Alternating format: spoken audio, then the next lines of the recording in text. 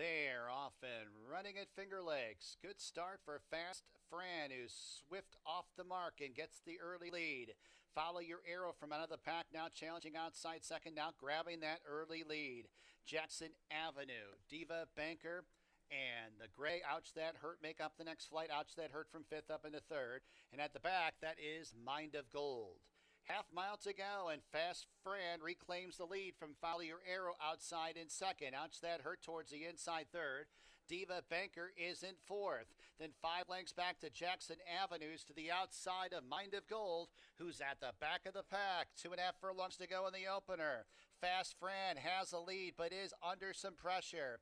Ouch That Hurt is up the inside, also under urging, but up into second, saving all the ground. Can get off the inside if good enough, and does exactly that. And Ouch That Hurt contending for the top spot. 3/16 to go. Fast Fran, Ouch That Hurt, Follow Your Arrow, and here's Jackson Avenue on the extreme outside, closing in with each and every stride. Ouch That Hurt has the lead close to home. Jackson Avenue, a final trial on the outside. Jackson Avenue's got her. Jackson Avenue wins barely over Ouch That Hurt. Close for third. 7-1 exacta, $39.16. 172 try, $24.83.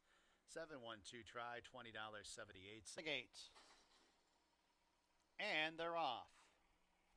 Good start for Miss Lau and Mommy Joe Dreams. These two edge out for the lead. Turn up the musics to the inside of Rue Mint, and Numeric is ground saving at the back of the pack. As they navigate the first turn, Mommy Joe Dreams has the lead by 1.5 lengths too. Miss Lau able to get off the inside in second. Rue Mint tracks in third in those pink blinkers, 3.5 lengths off the lead. 1.5 lengths to Numeric, who is in second last, and then 1.5 lengths further to the trailer. Turn up the music. First quarter mile, 24 3/5. They travel up the backstretch. Mommy Joe Dreams on top, the leads two. Miss Lau in pursuit in second. Rue Mint in the clear, 3 wide in third. Numeric second last. And Turn Up the Music draws closer at the back of the pack and is about 5.5 lengths off the lead. The half in 49 seconds as they reach the far turn. Mommy Joe Dreams leads by 1.5 lengths. Miss Lau gets niggled upon to go after leader in second. Rue Mint 3 deep on the turn in third. Then 2 lengths back to the trailers. Turn Up the Music to the outside of Numeric as they arrive at the top of the home stretch, and it's Mommy Joe Dreams who's the first to face us. Miss Lau drifts out wide second. Rue Mint is on the outside in third and 7 lengths off the lead. Turn Up the Music outside of her. 1 furlong to go. Mommy Joe Dreams shaking up on the front end, has a lead by about 2.5, 3 lengths over Miss Lau. Turn Up the Music with a belated rally on the outside, but the finish line's approaching, and Mommy Joe Dreams gets there in front. Turn Up the Music second. Miss Lau third, fourth. 96 cents. Exacta, $40.20. Trifecta, $41.84. Superfecta, $10. And they're off. Valiant Warrior streaks out for the front. Red Hot Not Bothered's up the inside in second. Magic Beach settles in the third spot, a gap of 4. Barracuda Bobby towards the inside fourth. Then it's Coco Sun in second last, and a separation of about 5 lengths to Change Your Name, who's at the tail of the field as they make the entry into the turn. Valiant Warrior dictating the terms on the front end, has a lead by 1.5 lengths. Red Hot Not Bothered to the outside in second. Then another length back to Magic Beach, who is tracking in third. About 6 lengths back to Barracuda Bobby in fourth. 5 further lengths to Coco Sun, who's 2 lengths in front of Change Your Name, who's at the tail of the field. As they arrive at the top of the stretch, Valiant Warriors homeward bound has the lead by about 5 lengths. Red Hot Not Bothered is in second. Magic Beach outside of him in third. And then Barracuda Bobby in fourth. As they run to the 16th pole, it's Valiant Warrior who took the lead out of the starting gate and went all the way on the front end. Red Hot Not Bothered second, Magic Beach in third, Barracuda Bobby fourth.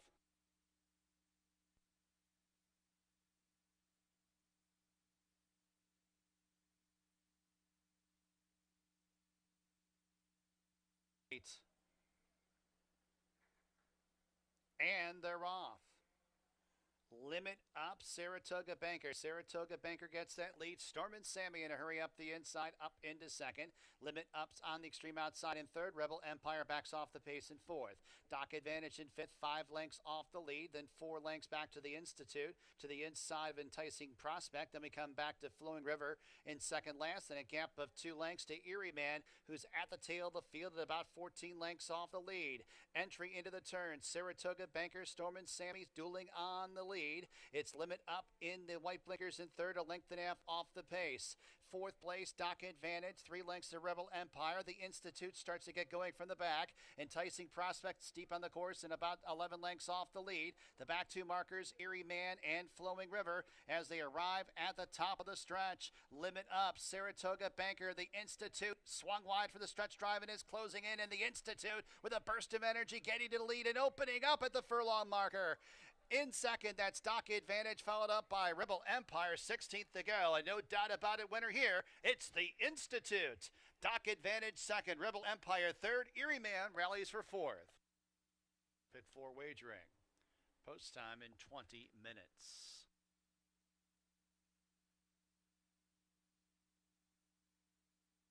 They're all on the gate. And they're off. It's 2:30 a.m. blazing out for the front end. Night Missio, Swift Bank with Dashing Speed are in pursuit, second, third, and fourth. TOT far outside in fifth. And then in sixth, that's Well Suited. A length of profitability to the outside to connect the Brox, who's getting shuffled back to the tail of the field. Renew the Blues outside of him. Entry into the turn. It's 2:30 a.m. on top by a length. Swift Bank, TOT outside, second and third. Well Suited towards the inside in fourth. Then in fifth, that's Well Suited. Missios towards the inside into the top 4, 3 lengths off the lead. It's Renew the Blue, who's in mid-pack, as its profitability towards the inside, 7 lengths off the lead. Second last, with Dashing Speed, Connect the Brox trails the field as they reach the top of the stretch. 2:30 a.m. opens up. 2:30 a.m. has the lead now by 5 lengths. TOT is all out in second, and then it's Swift Bank, followed up by Missio and Profitability, 16th to go. It's 2:30 a.m. who has a substantial lead. 2:30 a.m. The big favorite wins. TOT second, close for third. Profitability or Wells 3 cents. Exacta $27.84. Trifecta $16.27. 6 race here at Finger Lakes. They're all on the gate and they're off. It's Sky Runner from an outside post, hustled out for the lead. La Gran Artesana displaying speed at the fence. And then it's Isle Blue, more prominent on the outside in third. Canary Storm along the inside in fourth. Katie King deep on the course. Stage Conflict saves all the ground. And at the back, that is Ashdale as they circle around the first turn and transition to the backstretch. La Gran Artesana and Sky Runner, these two in tandem. And then in third, that is Canary Storm to the inside of Isle Blue in fourth. 2 more lengths back to Ashdale in fifth, to the outside of Stage Conflict, and a length to Katie King, who's now at the back of the pack and about 9 lengths off the lead. As they travel up the backstretch, La Gran Artesana and Sky Runner are first and second. Canary Storm right behind the leader in third, a length and a half off the pace. Isle Blue is in fourth, and 5 lengths back. Katie King in fifth. A length and a half back to Stage Conflict, and Ashdale now trails as they have 3 furlongs to go. La Gran Artesana inching away from Canary Storm. It's Isle Blue who's up the inside in third, 3 lengths off the lead, and Isle Blue is now up into a joint second. Fourth place is Sky Runner, who's backed off the pace as they arrive at the top of the stretch. La Gran Artesana has left the rail open for Isle Blue, and Isle Blue fires on through. Isle Blue with 1 furlong to go has headed La Gran Artesana, and then it's Canary Storm in third. Katie King a distant fourth. 16th to go. It's Isle Blue who opens up by a couple lengths over La Gran Artesana. Isle Blue give Ray Lou Gutierrez a riding double. La Gran Artesana second, Canary Storm third, Katie King fourth. 22 cents. 7th race from Finger Lakes, scratch number 5, Ladies Golden Guy. And they're off. Looks like a decent start, busting away, sending out for the lead. Hey, hey, Harry displaying speed as it's Scotiatori at the fence. He has it all, splitting rivals. He has it all with the lead. Scotiatori second, busting away outside third. Hey Harry in some tight quarters had the check in fourth. Pompous Prince in fifth. Crypto Causeway towards the inside sixth. About 7 lengths off the lead and a half length to Coney Road, who's at the back of the pack. On to the turn. He has it all, clears off by 3 first quarter, 23 and a fifth. Busted away, Scotiatori. Scotiatori up the inside, up into second. Busted away in third, then a space of 6. Back to Pompous Prince in fourth, followed up by Hey Harry and Crypto Causeway to Coney Roads at the tail of the field as they arrive at the top of the stretch. He has it all. Scotiatori comes to engage on the outside second. Busted away is in third. Pompous Prince stands side in fourth. 1 furlong to go. He has it all. Scotiatori, Pompous Prince on the outside, gaining momentum on the outside, and Crypto Causeway at the fence. Here's Pompous Prince sweeping by the leaders. Pompous Prince victorious. Then it was Scotiatori close for 35 cents. Eighth and final Finger Lakes, no changes. Exacta, trifecta, superfecta wagering. Post time for the eighth and final in about 20 minutes at 8. And they're off. Looks like a glorious start. Troubled Luck sending out for the lead. Mission Avenue flashing early speed. Love Thyself's at the fence in third. And then it's Miss Pab is in that middle cluster with Tekka, as well as In Traffic. Seattle Causeway stuck out wide around that first turn as Love Thyself veered out there a little bit, bumping with Tekka. Miss Pab is in mid-pack and about 5 lengths off the lead, a length in front of Seattle Causeway. EM's Treasure Girls in second last and about 8 lengths off the lead and a half length to Love My Candy, who trails the field. Backstretch time. Troubled Luck calling the shots in the front end, has the lead by just about a length. Mission Avenue prompting outside second. Love Thyself, Tekka third and fourth. In Traffic, 3 wide fifth. Miss Pab towards the inside sixth. 6.5, 7 lengths off the lead. Seattle Causeway is in seventh. A length to Love My Candy, who's out of last. And EM's Treasure Girls at the back of the pack. To make the entry into the far turn, Troubled Luck leads by a length and a half over Mission Avenue, is nudged upon to go after the leader in second. Love Thyself's in third, 3 lengths off the lead. And then it's Seattle Causeway picking her way through traffic up into fourth, 6.5 lengths off the lead. Tekka goes wide for the stretch drive. Miss Pabs towards the inside as they arrive at the top of the stretch, and Troubled Luck opens up. Troubled Luck strides away by 7 lengths. Love Thyself is to the inside of Mission Avenue second, and third Seattle Causeway stand side. Miss Pabs at the fence, but with a 16th to go, Troubled Luck is gone. Troubled Luck opening up by daylight. Love Thyself is going to be second, but Troubled Luck give Luis Perez 2 on the card. Love Thyself second, Miss Pab third, close for fourth. Seattle Causeway or Mission.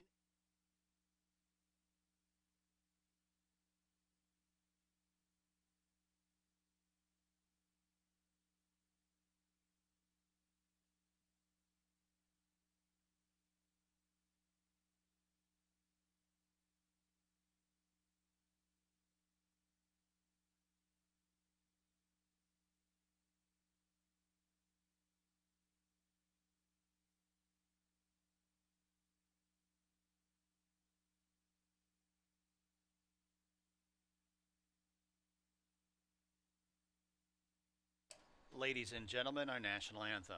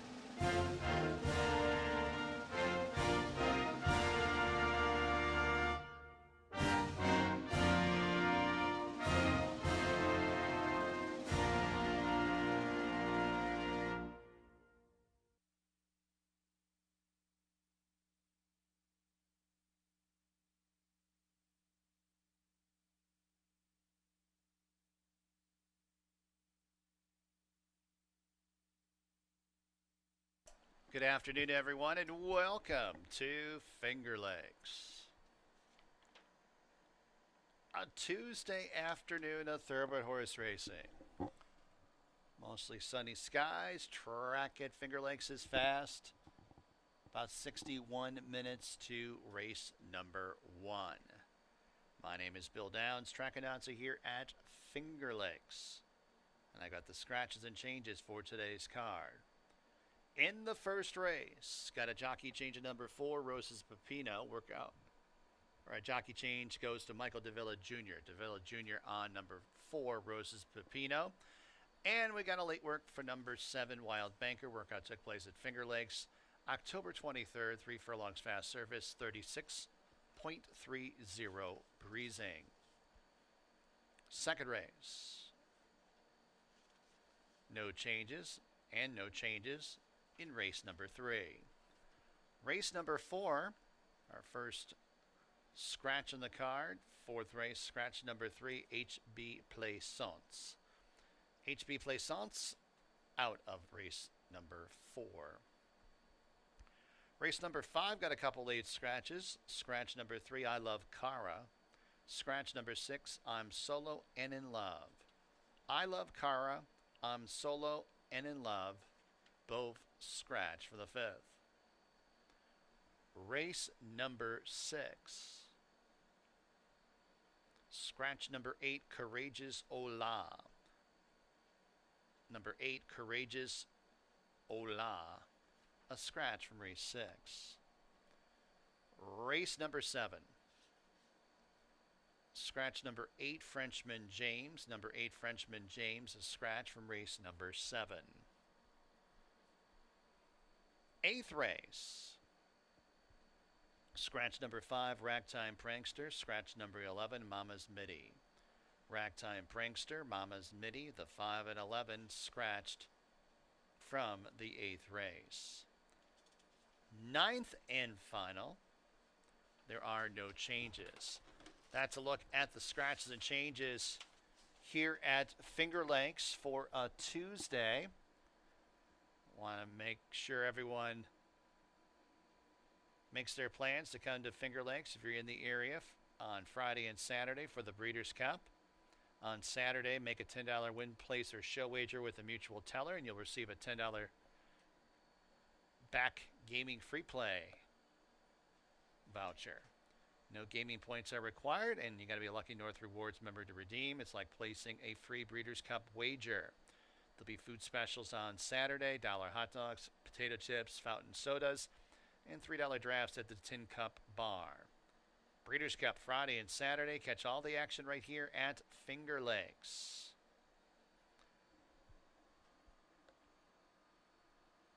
Then next week, a reminder that post times move up with the time change and less sunlight. We've got to move up those post times. So starting Monday, November 3rd, first post will move to 12:20 p.m. 12:20 p.m. And then a week after that, our final 2 stakes races of the season. The $45,000 She's a Stone Cold Fox and the Tin Cup Chalice Stakes will be run here on Monday, November 10th. And the live racing season concludes on Wednesday, November 26th. Handicapping with Dave and Jackie will be next. Have fun and good luck.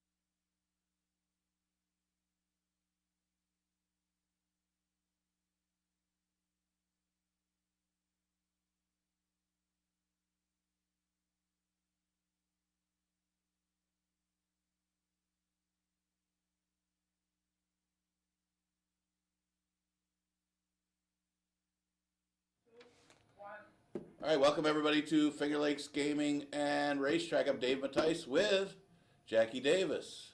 Going over the Tuesday card. How you doing today? I'm doing well. Doing well. It's cold out there. The sun's out though, so not expecting any rain. It is kind of a nice day if you like cooler weather. I was freezing. Yeah, it's too cold. When you have to start the car in the morning and let the car run for a while, it's too cold. That's how I look at it. It's only going to get worse. But the good thing is my dog acted like he liked me, but he just wanted to get warm. At least my dog acted like he liked me for once. We got 9 races today. We might have a special Halloween show tomorrow because we're not running the rest of the week after tomorrow. Remember, tomorrow's the last day of 1:15. Then we're going to go to the earlier post time next week. Remember to change your clocks coming up this weekend. Is it forward or back? I'm the worst person to ask that stuff. It's spring ahead and fall back, right? Okay, so it's on the weekend, so that's good. Yes, be a good one. Be a good one. It's almost like a stakes caliber race. Country for wins for this year. It's amazing. It's a New York bred, right? Is I that what's coming? I didn't look into it that much yet. Stats man, yeah, but I didn't look into it that much yet. Okay, well, we'll look really hard today at that. See, that comes out of left field. It was New York. I was wondering why, like, if you have that many wins. I know the horse was running in Delaware. It's a start. I mean, he's running starter, so I think it's another starter. It is. So he's got the horse well spotted. Sometimes you get a horse that's eligible for certain conditions, and I was saying you just want to keep that win streak going. So you're going to look for a spot where they can win again. The only thing is, I think they have to carry 130 if they come here. That's not very good. Did you have to ever carry that much weight? Yes, I did. I've carried it a few times. So you got to carry all the For all me, the weights it's with the terrible saddle. because I'm very light. But whoever the rider is going to be really excited about that. And they are bringing their own rider. They are bringing their own, as far as right now. I remember that because I don't know who the rider is. Okay. Well, he's probably excited to ride the horse. Well, I would be too. But I tell you what, the starter that he's in against, I mean, I see in Sky We Trust is in there. That horse is pretty good. There are some good horses in there. And it was an Island Views horse. They're that won 2 in a row. That horse is pretty quick on the front end too.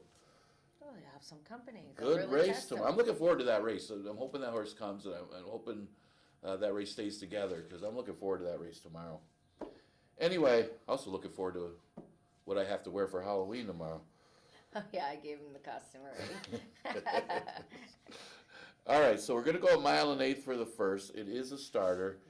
And, yeah, we got the same idea here that Olazabal just got pressed into defeat and actually ran a big race last time. What you think? I thought it was very impressive.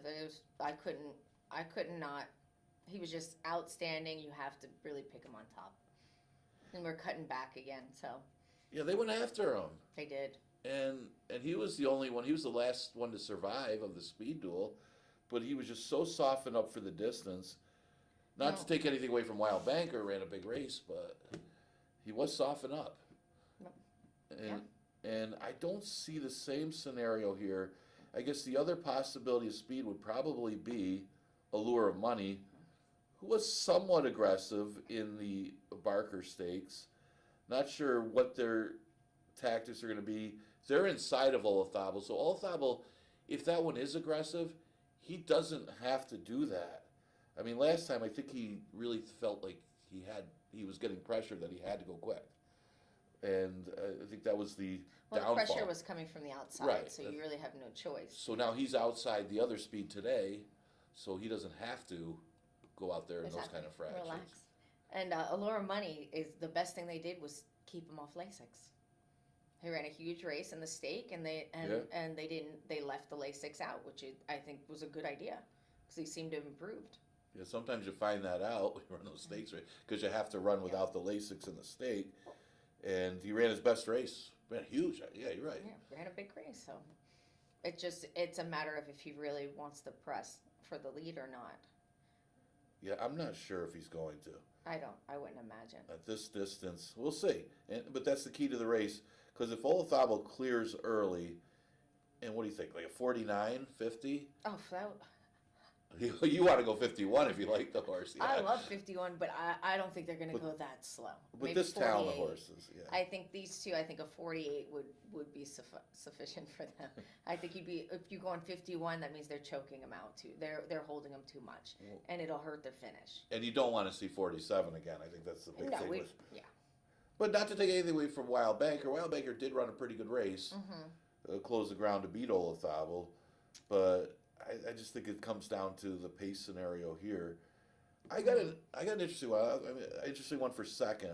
It's a long shot, and I don't know if the horse likes it here, to be honest with you. But I know Michael DeVilla picked up the mount on Rosa's Pampino, and I've picked this horse a couple times, and a couple times this horse did absolutely nothing. This horse scratched the other day, didn't it? Yeah. Yeah, Out of they were going to bring him here, and then I saw that they had a different rider, so I was like, well, if the rider's not coming, and they end up scratching, and Michael looks like his style of riding would definitely fit this horse. Yeah. But I mean, this rider finally got something out of him. He finally won a race with him last time. Like, he likes the mud. I remember that for Rosa's Pepino. But he's also a horse that comes from way, way back. Yeah, the ground will help him, the little extra ground. But the thing is I don't think they're going to go as fast as what he needs them to, or they're not going to stop. He's the key, but that's the key of the race. But this horse is better than these. Maybe not Olazabal, but he's better than these horses in this race because he's been in against some tough company. It's this racetrack. If he doesn't get that pace up front, and sometimes he doesn't fire here, I don't know what it is. There's been a couple times where he's run okay here. But except when I pick him, he just doesn't. It's like, oh, geez, maybe I shouldn't run today. It's like, oh, Dave's counting on me. Let me not. Count me not. I like him just because I think he's better than the rest of the horses in here, other than Olazabal. It's just the pace flow is going to affect him, whether they back up to him or not. But he's been against tougher horses on some of these horses as well. Yeah, so we got the same top choice, but way different underneath. But maybe that's good. Maybe spread around. Yeah, spread around. Oh, we got the same fourth. Yeah. So we're gonna go 5 all 3 for our superfecta. We'll spread around with our numbers. Can you do that? Yeah, you can do that. With a 10-cent number, it doesn't cost you that much. Although, no offense to the connections, but I don't think you need the one horse in there.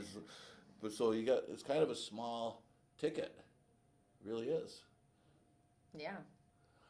But then you need, but to do that, and I know you don't play the horses, you ride them. I don't know how to. But to do that, you need the 3 to get fourth, because if the 3 gets third, or that's how you don't win. And that's a hard one. She went to 4-3-2 the last 3 races at this distance. But I really like they took him off Lasix. We're not gonna do it. I don't know. I still don't know what you're talking about. But there's some people that play that way. So you got to be in that specific spot. You go 5 all 3, and it's a permutation. Interesting. Bing, bing, bing. I don't play supers, but you could do that with pick 5s with a 50-cent pick 5. Well, let's say you take your top choice, take my top choice in another race, and we just go all the other races. Usually don't do it that way. No. Second race. That's a thought. We'll let everybody play. We just handicap them. Second race, 11-9 claimer, going a distance of 6 furlongs. I got a long shot in here. We're on different. I must be out in left field here. No. I got to hope for a pace though. See, I got a couple closers today, so if this track is speed favoring, my picks are going to be in a lot of trouble. But go ahead. No, I say I liked Double Shot last time, and didn't get the pace, and he got caught. And it happens a lot when you got a closer. Is you got to swing wide, and you've been in that position before. Yes. When you got a deep closer, there's not going to be anywhere. I mean, you could try to save ground and hope that a hole opens. Doesn't happen a lot, and you make that decision and you get nothing. But he had to circle wide, and that kind of takes your run out of you too. Yeah, no, he circled the last 2 starts. They circled wide. Even when he won, he went 5 wide into the turn, 6 wide coming out of the turn, and he still win it that day. I mean, he's got a little time before the last race, but he's got to work in him since then.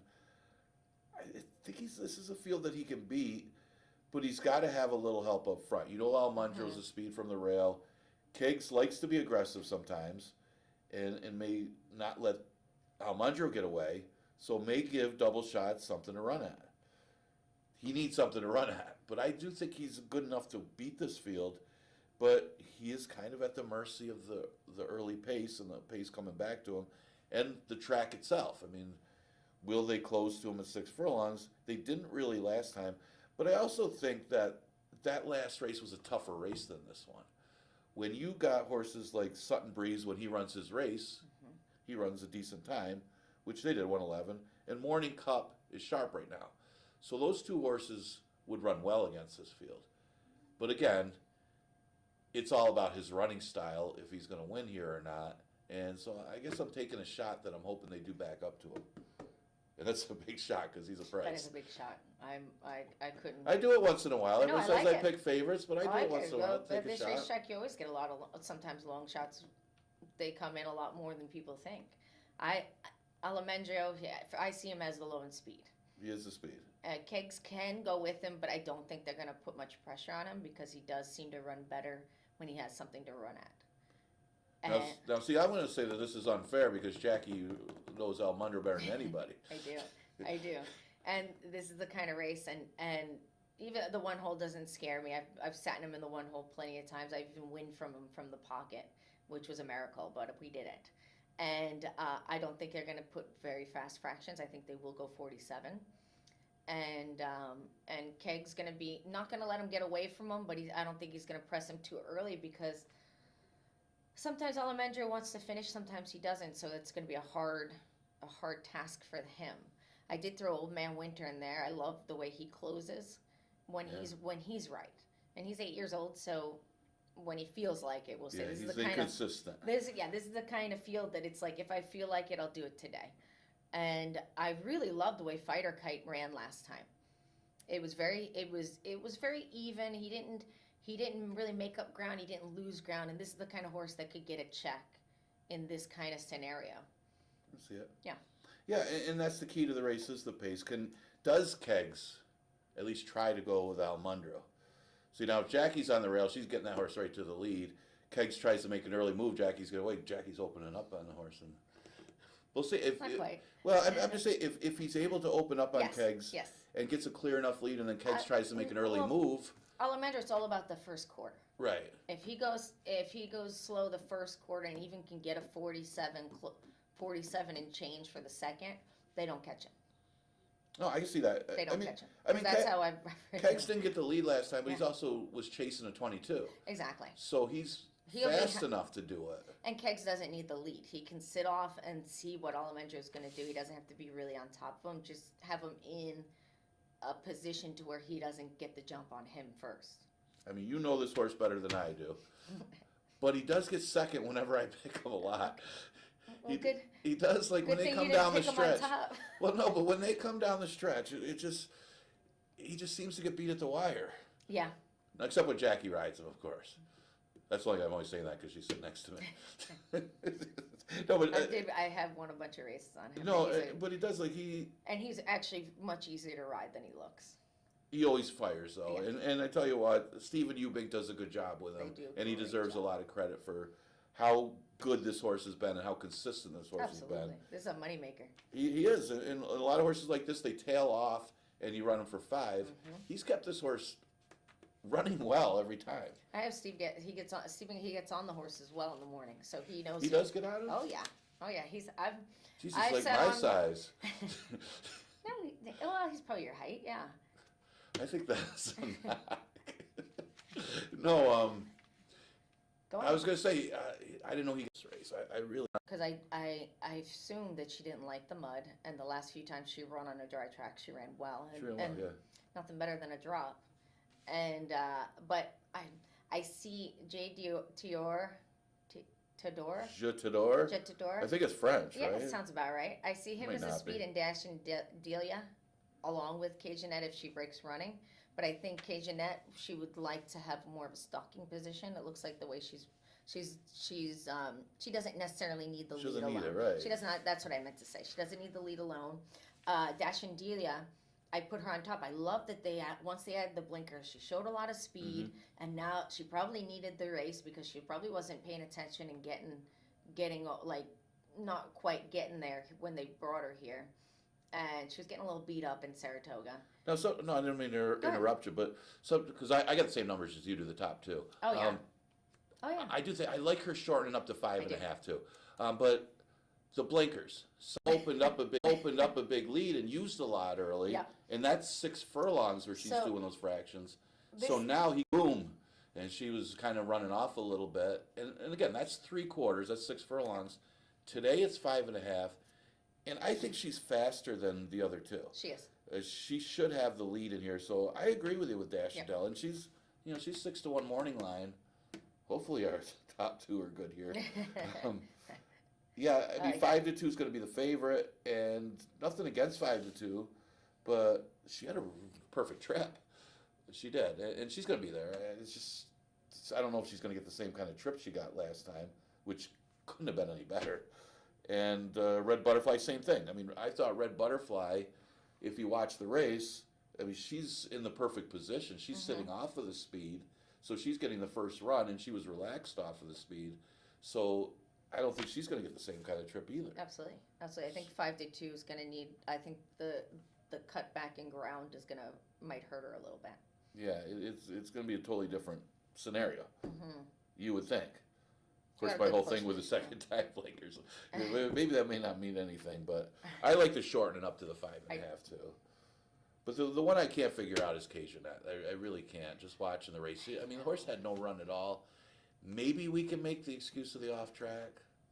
But I tell you what, if that is the excuse and dropping to 5,000, the horse has got to be awfully tough today. Yeah. You have to use them. But again, She's got no wet dirt form at all. I'm just hoping that she's not tailing off and it's not the off track. That's just my concern when you're We are taking a at the horse end like of the meet. Cajunette. Yeah. But like I said, if you watch her, she broke great. She broke right to the front end. Thought she was going to get an easy lead. I mean, tail to tail was in an all-out send, and she kind of just took a hold and let the horse get the lead on her. I think I was going to say something different, but But- think that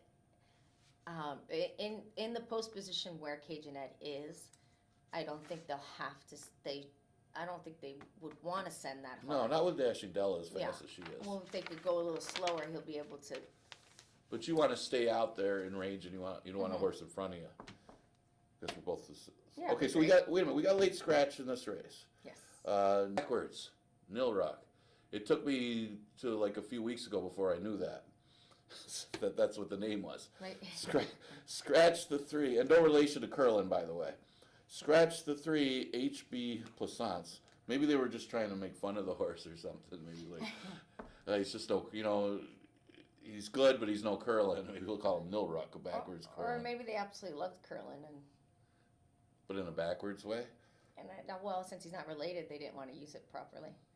I don't- Well, look, We know can why? find out. That's I mean, why. do the No, research. because he's a connect good grammar, and if they do Okay. it backwards, it's not grammar. It's bad grammar. Yeah, Gotcha. that's what I'm going with. Okay, no, that makes sense. I believe you. Okay, so I thought the scratches are big in here because HB Plaisance, you know what Niz does? He goes, send the horse, Harky. And even with the apprentice rider, they wanted the lead. So you take that horse out of there. Yes. You got Good As He Gets in Makar. I mean, Good As He Gets Good as isn't speed. really a true speed horse. They like to relax, but They're both stalking speeds, Right, so they're but they inherit the lead. yeah, I think that's going to give him an advantage over Lifetime Guarantee, who's the other one I like, because let's face it, Lifetime Guarantee doesn't have any early speed. He's got class, but he doesn't have early speed, which should give Ray Lou the jump here. And I just think that's going to be the advantage. He's going to have to deal with, right, stalking speed. He's going to have to deal with Makar, who's the other stalking speed. And I think he's better than the rest of them. I do think Lifetime Guarantee might possibly be the best horse in here. But I think Good As He Gets is close enough in talent that his running style is going to be better than Lifetime Guarantee. And I think Makar could sit a good trip right with him. They could go slow. You got the 2-speed number, right? Okay, so take the 6 out of both our picks. I think we already told them that, but We did. I got 2, 1, 4. You got 2, 4, 1. The 6 is scratched. And I like I've said Makar before. because I think he might end up being the horse that goes to the lead. I can see that. Every time Andre has ridden this horse, he's been on the board. He had a win, a second, and a fourth that I can see clearly here. and he knows the horse, and he knows how to get the best out of him. Okay. Oh, and he had 2 seconds. I'm sorry, I missed one. Yeah, and I could see that. I mean, the pace is going to be important here, and I think the scratch of HP Plaisance does change the race, and Entirely. especially when the horse quits and then everybody's trying to get around the horse. That's what happened like the last couple times with this horse. So you don't have to worry about that. I think they'll go much slower than we thought they were going to go this time. But I think Raylu's going to hold the rail, and I think that's the big thing here, is because there's not a lot of speed. Then Makar's now really the only other one with any kind of speed. And good as he gets, doesn't get the lead. I mean, not normally. He can, and he's just as fast as Makar. So I do see him holding the rail against him. I don't know. I don't know what the tactics they're going to do, but I think they're going to go around there together. So yeah, and I could see that. And if Raylu and Worry cooperate, they might do 50 to the half. I think that's highly possible. No, they're probably going to start to have fun with each other, start dueling 47. Oh, they're done. You're done. You're done. Scratch the 3. I love Kara. And scratch my top choice. I'm Solo in Love, so I had to do a little change. Oh, Niz is not going to like me for this one. He is not going to be happy with me. I love you. He doesn't like when I pick his horses. I chose him second. I like this horse. He's a closer, but he's kind of horse that appreciates. It looks like he wants to have a slightly middle move, and then he kind of maintains that move from there. So you have the speed coming in. I think Opportunity Woo is going to be. They're going to send that one. I see that Percy's going to be speed, but in a stock, he could stay in a stalking position. Well, yeah, I think John the Baptist. I mean, And I don't know. that's Maybe what I the was post. getting No, I know you're getting there. I'm sorry.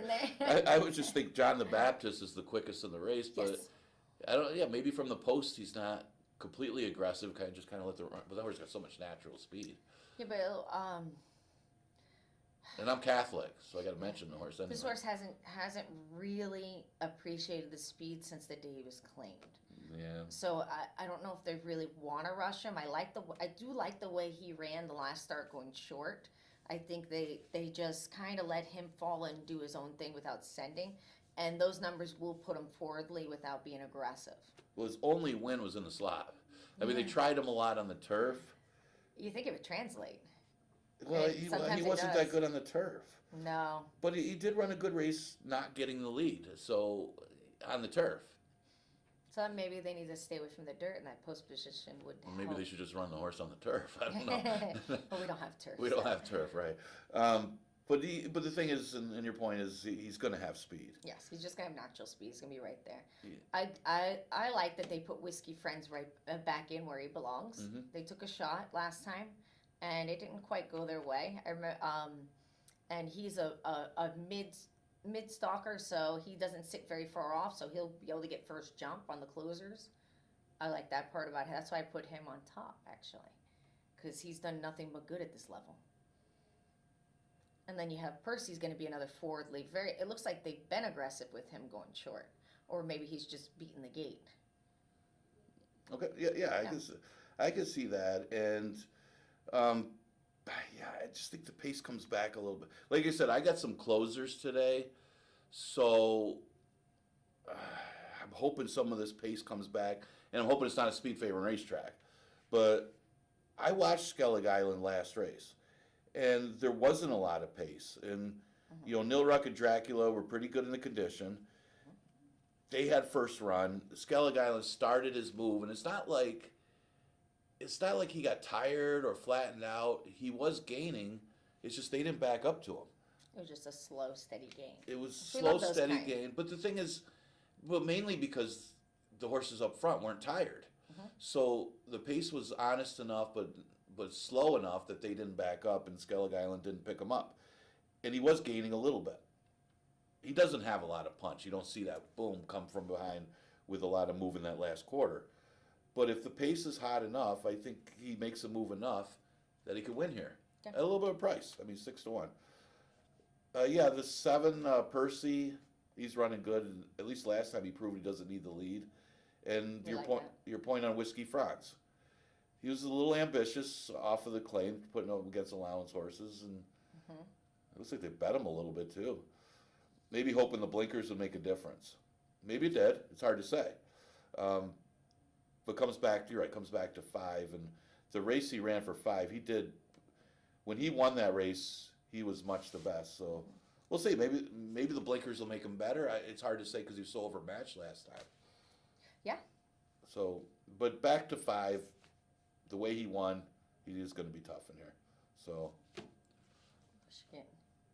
I do, even at 8 Sunset Drive, I love the way he just made up so much ground last time. I know he's gonna be a big long shot, and I'm not sure if he really wants to go long. He might just want to be a closing sprinter. Let's see it. Let's see it. I'm gonna keep All right. Oh yeah, we do. We have 4 races. We got time. We got time. Allowance race, 6 race going 5.5 furlongs. Yeah, I think we got the same pick here, and what the problem was with Apollo Code is he was in a position where he kind of felt forced to send a little bit quicker. And what happened was he got out there in a very quick half and just got tired late. I don't think he's going to need to go that quick. It was just one of those things where he was on the inside, he got pressured, and he kind of opened up the lead and just got tired. He went too fast. Yeah, basically. that's it. And that was all it is.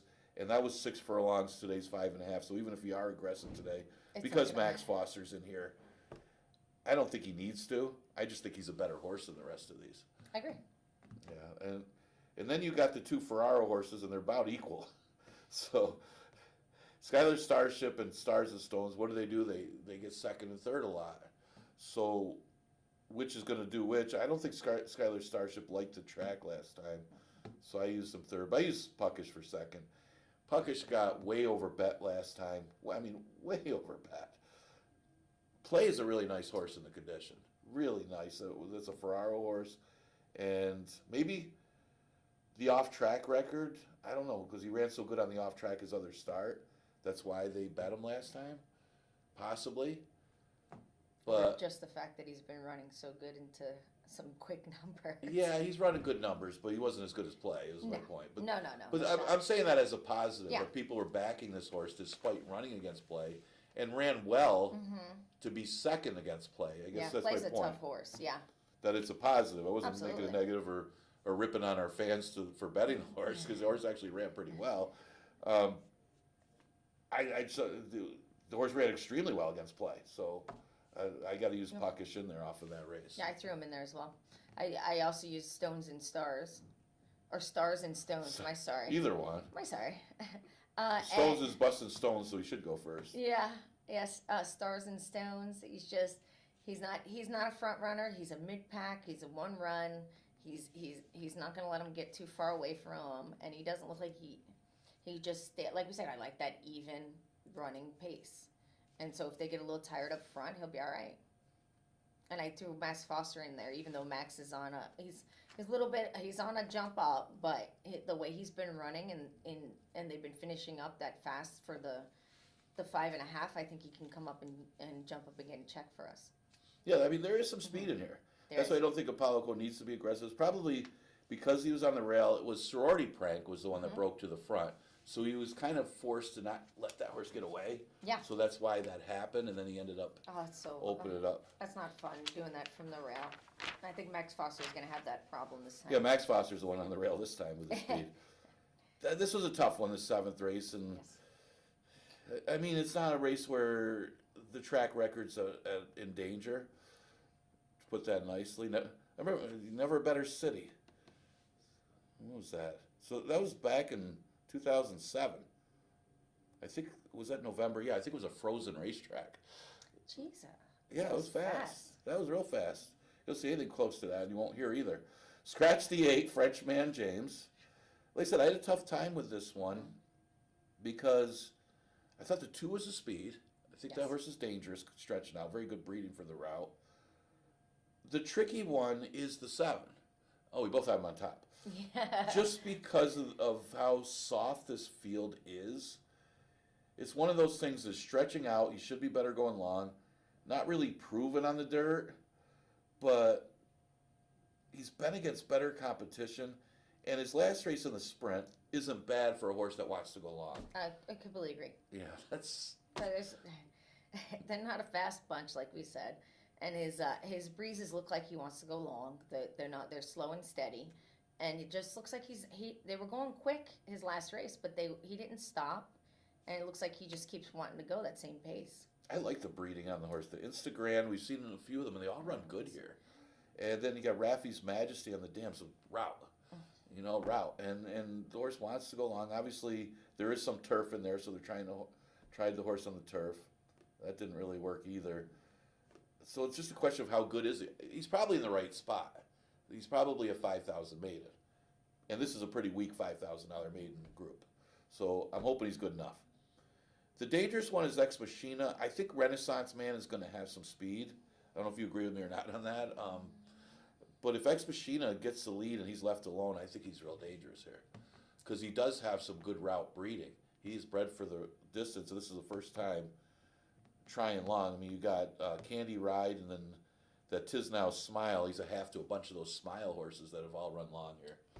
So we'll see. I see that. Yeah. I mean, it depends on the pace. Then you have Belmont Union. I don't love anybody in this race, by the way. You can tell. There's really anybody could get the lead in this race if they want to be a little aggressive.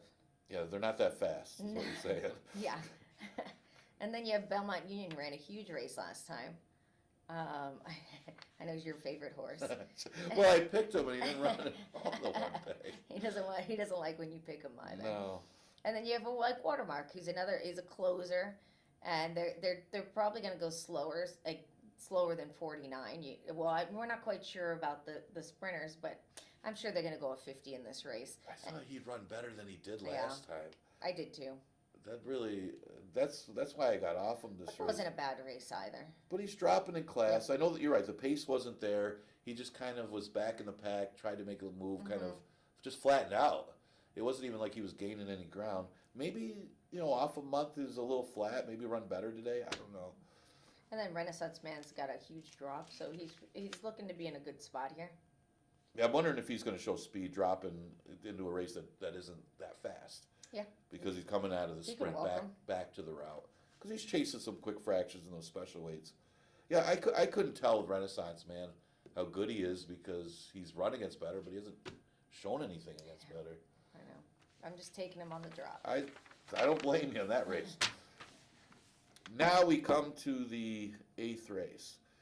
Here's another one that I looked at a long time. Scratch the 5, Ragtime Prankster, and the 11, Mama's Midi. Look at the same top choice. Seriously. Hoping Ray Luke keeps riding good here. Yeah, Corvus is just running against better. The one other than allowance in New York is better than our one other allowance here. And then you're talking about 2 lifetimes because their horses, you go in for the 2 lifetime there, but you're also running against horses that are eligible for the condition for other reasons because they haven't won a 1 state bred race. And so what you have is a much tougher race, basically, and it's almost like a drop when you're going into a 2 lifetime allowance here at Finger Lakes. So he's running okay. His last race wasn't good. That's the issue. The added Lasix, I'm hoping it's not that because he's still on Lasix, but it could be the fact he's just coming out of a really, really, really fast race. Well, yeah, they went the mile in 1 minute 35. So technically you went like 1 minute 38, which is amazing. Yeah, you look at the fractions overall, 45 to the half, 109 to the 3/4. That's that 1 turn mile I talked to you about. Yes, and now you're going 2 turns here, but that's fast, no matter how you look at it. And maybe he just couldn't compete and just lost interest. Yeah. Possibly. Now, I got to say something about, we got the same top 2, and not for nothing's 12 to 1 morning line. If you watch the race, and I don't know why there's nothing in the program about it, this horse just got blocked, hopelessly blocked, coming down the stretch, and still ran 4th. Was going to be 1st or 2nd. That's how much trouble this horse got in. So I'm surprised there's nothing in the program about it. I felt really bad for the rider. Yeah, he came for that one ride. He had nowhere to go. They didn't make it easy on him. So it's a horse to definitely throw in your picks. So it does say flattened out. No, the horse didn't flatten out. The horse got blocked hopelessly in the stretch. So it was a good race, and that was the races before were okay, hitting the board, but And I'm not saying he's going to get the same kind of trip up until that position, but it was so noticeable that he would have been first or second in that race. He's he's, he's got to be worth using here. And this horse ran good in the stakes race when he ran here in the sprint last year. Remember Cast a Coin, Yeah. Jackie Fox Yeah. horse? Beat him. It was close at the wire. That horse is running so good now too. Still. Yeah, definitely. Good race, though, for the 8th. And, you got Lucas's Mischief, whether that horse will run on the dirt as well. He's got good speed. Mr. Sugar Daddy, I thought was interesting, stretching out. There's a horse by And they're adding Blaine. the blinkers. Yeah, the horse might have some speed in there, Yep. too. I didn't know what to do with that one. Good, Me either. good feature race. So we both got the same top 2. Sanzio ran tough. You got that Yep, horse in there. I like him from the outside. Yeah, that's a good race. I do. I really like him from the position. So that's the best race of the day, we'll say. I would agree. We would say top 2. Yep. Hopefully we're around it. All right, last race, 5,000 claimer going 6 furlongs, and yeah, we're around it here, about the same. I mean, I got to give Jackie credit for Practical Rachel last time. She used her in the number at a big price. I did. I Got unlucky though with the DQ. I really liked Practical Rachel. This time around I didn't use her because all her wins came from 5.5. Yeah, the distance record is. So that's what I pointed out last time when she won. And but that doesn't mean it's not impossible, especially the last race. We always like to go rocket fast. And, True. and you have I'm a Lot of Lady, who's going to be one of the main speeds. And I thought Light Thoughts. I really like that she's in the outside posts. She did not run bad. She's run 6 furlongs before. She wins 6 furlongs. She hasn't run bad the last time she ran here, and it was for allowance. She finished 5th. So I think on the drop, they dropped her last time. Yeah. She ran great. They placed her second, obviously, probably because of Practical Rachel, but that doesn't mean anything. I think I like the post position for her. That's why I chose her on top. Yeah, it could work out for her in the sense that I'm a lot of ladies. There's not a lot of speed in here, so she's outside, so she could kind of sit with the other speed. And as we mentioned, I'm a lot of lady is another one like Practical Rachel. She doesn't like 6 furlongs. Yep. So if she stops, Light Thoughts is the one that kind of takes over. Absolutely. So I can see it. I'm hoping the pace back. Oh, yeah, hurry up. But the pace. Yep. I hope the pace backs up. I got April Antics. I like the last race. She closed on a 47. My only issue with her, and it's a lot of seconds and thirds versus victories. I don't usually like taking horses like that, but we'll see. I hope it works out for her. Gringotts looked like a different horse last time winning, but she did beat up on easier. I like her as well. So good last race. We're around it, about the same numbers. We both got the 3 and 9 anyway. We'll see. Hope you enjoyed watching our picks today. I certainly enjoy giving picks, so as if they come in. I got a couple of long shots today. Getting all my excitement from doing this. Yeah, I get all this. All my adrenaline rush I've been missing. Till you start riding again. Oh, I can't. Well, I do enjoy this, but I do miss riding. Well, then you can see it from the other side, doing the Oh, handicap it's and playing. just as aggravating. All right, we are going to be back tomorrow, maybe incognito. Maybe we'll do our little Halloween show tomorrow. We're gonna be a little later today, so make sure you tune in tomorrow. It's gonna be a lot of fun. We'll be on around 12:15 because it'll be the last time running with a 1:15 first post. Yes. So maybe I'll see you tomorrow. Maybe I'll see somebody else. I don't know, we'll see. You're definitely gonna see somebody else tomorrow. All right, enjoy today's card.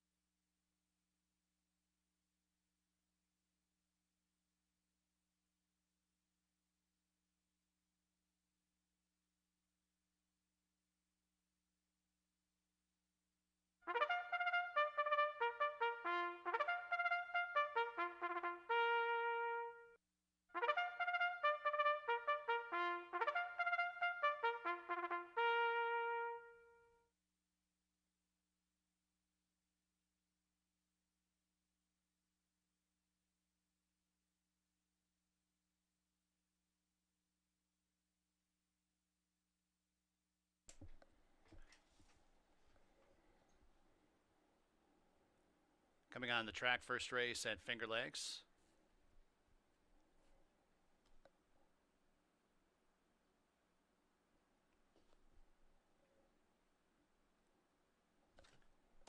Number 1 is Bull to Run, Carlos Camilo. Number 2 is Fort Charles, Kristen Navarro. Number 3 is Allure of Money, Chris Russell.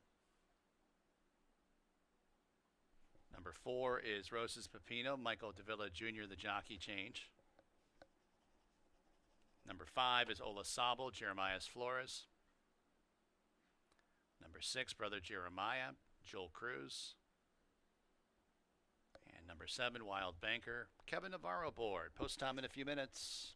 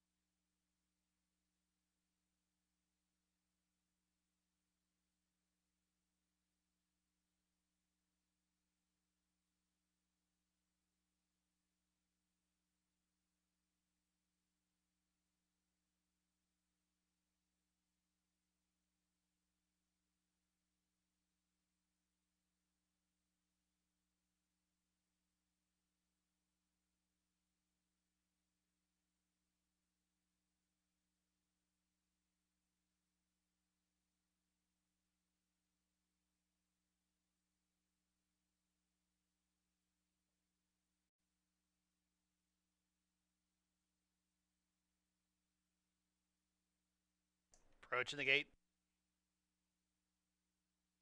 And an eighth. The distance, field of 7. 3 to 5 on number 5, Ola Sabo.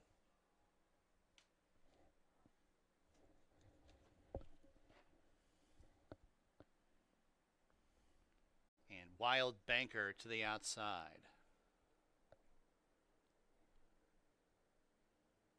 Wild Banker.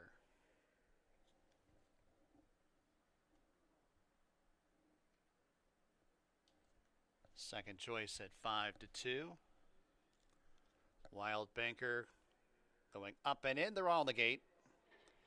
They're off and running at Finger Lakes. Good start for Ola Sabo, who peels out for the front end.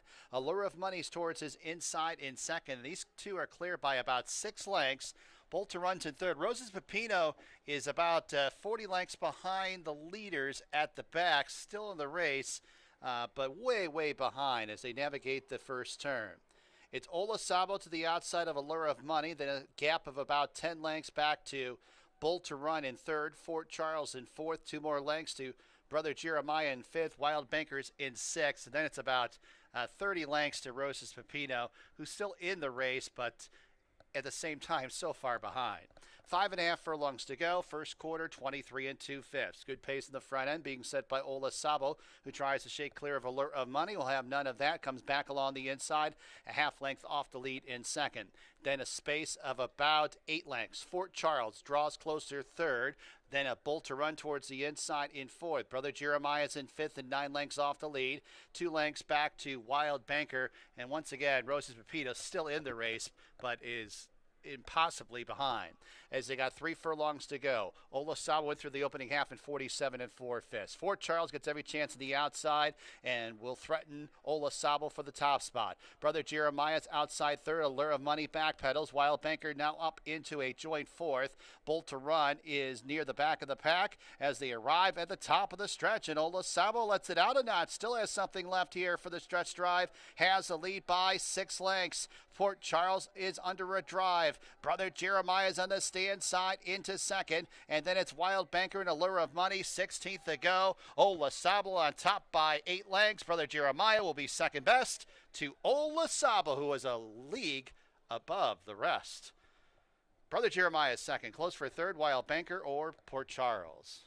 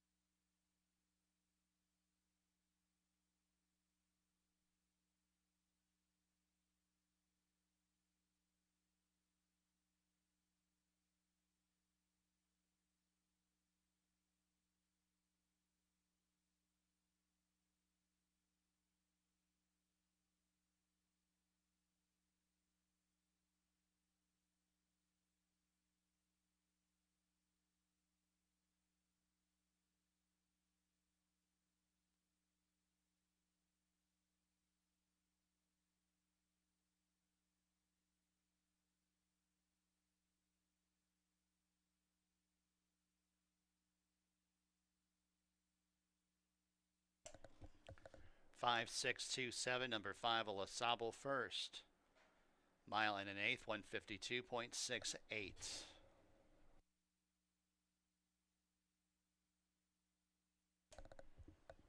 Ola Sabo back to the winner's circle. Kentucky bred, 5-year-old Dark Brown Gelding by Boldoro out of Derby Eve. Frank Fumira and Come What May Racing, the ownership. Rachel Sells, the trainer. Jeremias Flores, the winning jockey. Career win number 11 for Ola Sabel.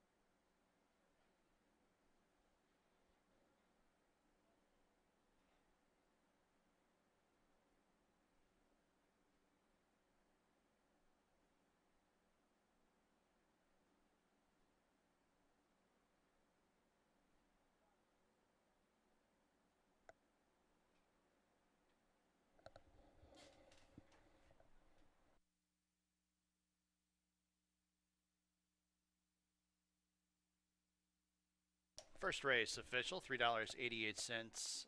The winning mutual, exacta $58.08. Try, $68.20. Super $33.70. Second race, Finger Lakes, no changes. Exacta, trifecta, superfecta. Daily double pick 3 wagering. Post time for race number 2 in about 18 minutes at 1:29 p.m.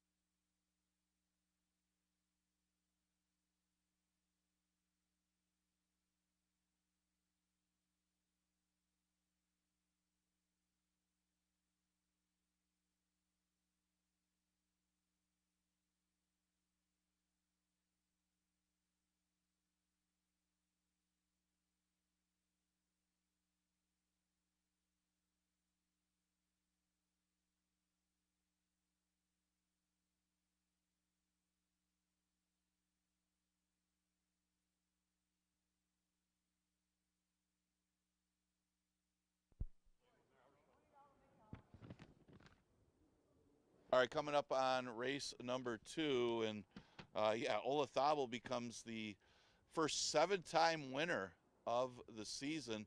That horse leads all horses as Z-End. Z-End's got 6 wins, less starts, but Olazabal's been a win machine lately. His only recent loss was last race to Wild Banker, but he went really quick. He went 47. Got a little pressure from Allure of Money, but was able to, because he was outside today, withstand some of that pressure and pull away from his rivals. Look good in victory under Jeremiah Flores for trainer Rachel Sells. Olazabal, sharp horse, wins again. 11-9 Claimer, going 6 furlongs. We'll look at this one.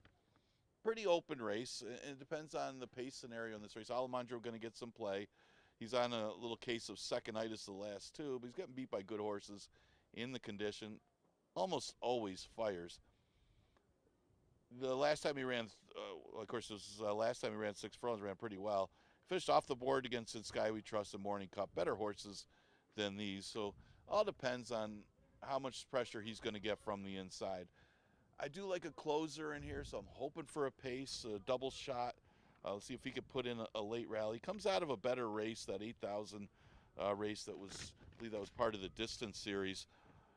Get a little bit of a break, got a nice work in him on October 22nd, and they didn't come back to him last time. Maybe if they can get a little better pace, it's going to be a little slower time in this race too, a little slower horses, that he should be picking some of these up. It's just a matter of being at the mercy of the pace. Keggs right now is the favorite on the board. He's on a 2 straight win streak. He stepped up to this level last time to win, beating a pretty decent field. I know Flowing River got off slow. Rebel Empire actually came back and ran a good third yesterday. Had a little trouble or would have been second, so that makes Keggs' race look that much better.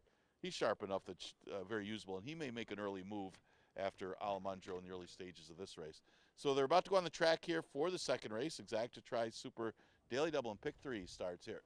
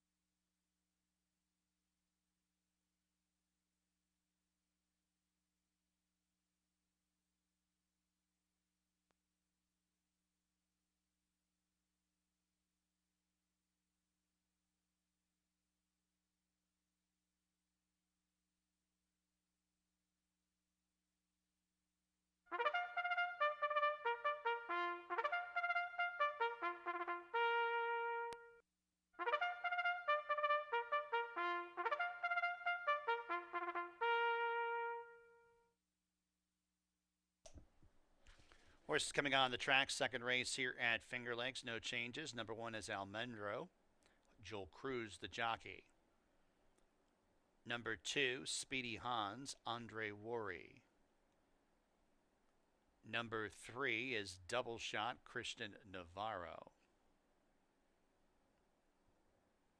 Skip over to the 5, Keggs and Kevin Navarro. Number 6, Fighter Kite, Carlos Camilo.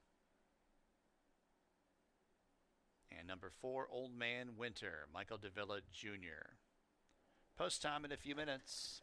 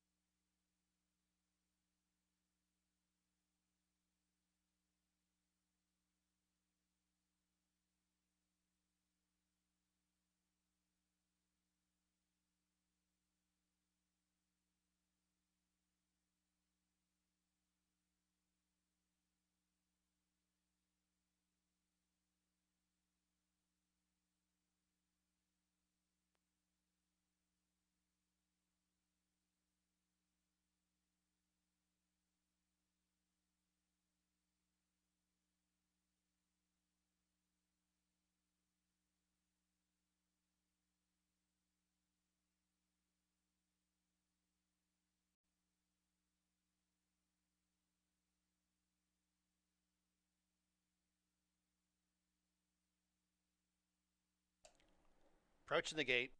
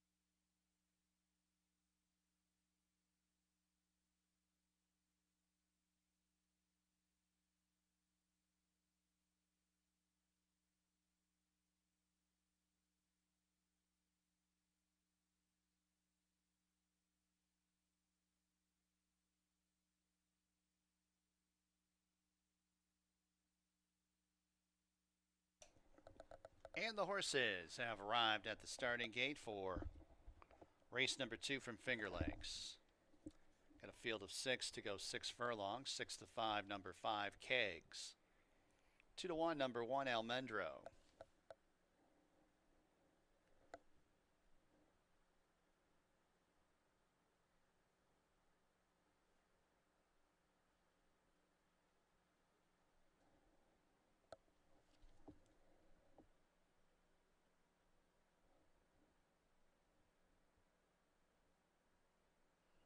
Old Man Winter, Kegs, and Fighter Kite.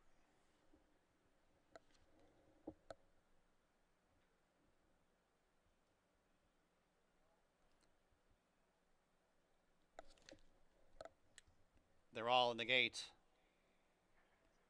And they're off. It's Almendro and Kegs. These two barrel out for the lead. Old Man Winter joins them in between horses, now up into second.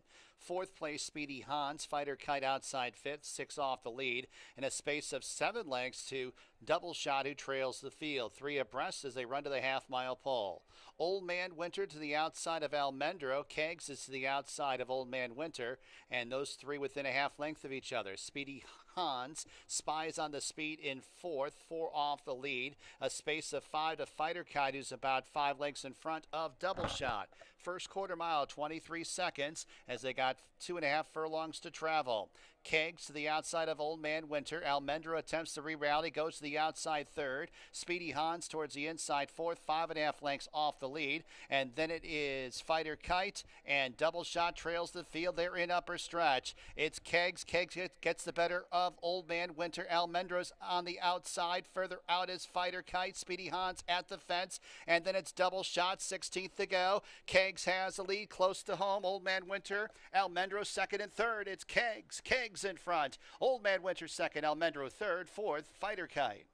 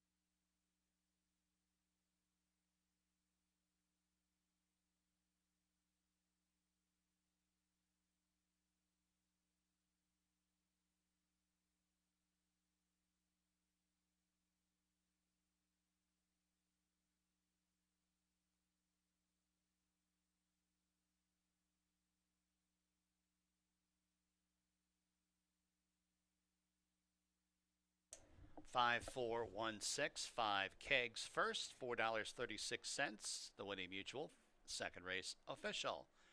At Finger Lakes, Kegs now has a 3-race win streak. Maryland bred, 4-year-old chestnut gelding by Opportunity out of Eclipticals Rosette. TLC Thoroughbreds owns. M. Anthony Ferrero trains. Kevin Navarro, the winning jockey. Double $13.28, super $7.66. Trifecta, $17.48. Trifecta, $20.79. Third race, Finger Lakes, no changes. Exacta, trifecta, superfecta, daily double, pick 4 wagering. Post time, race 3 in 19 minutes at 1:58 p.m.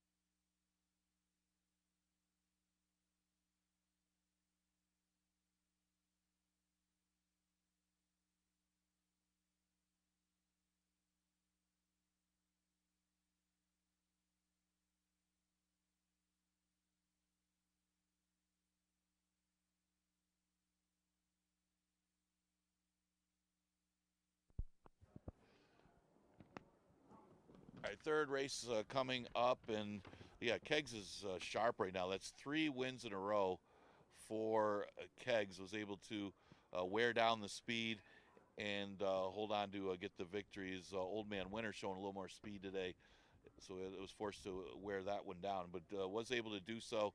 And Kevin Navarro aboard.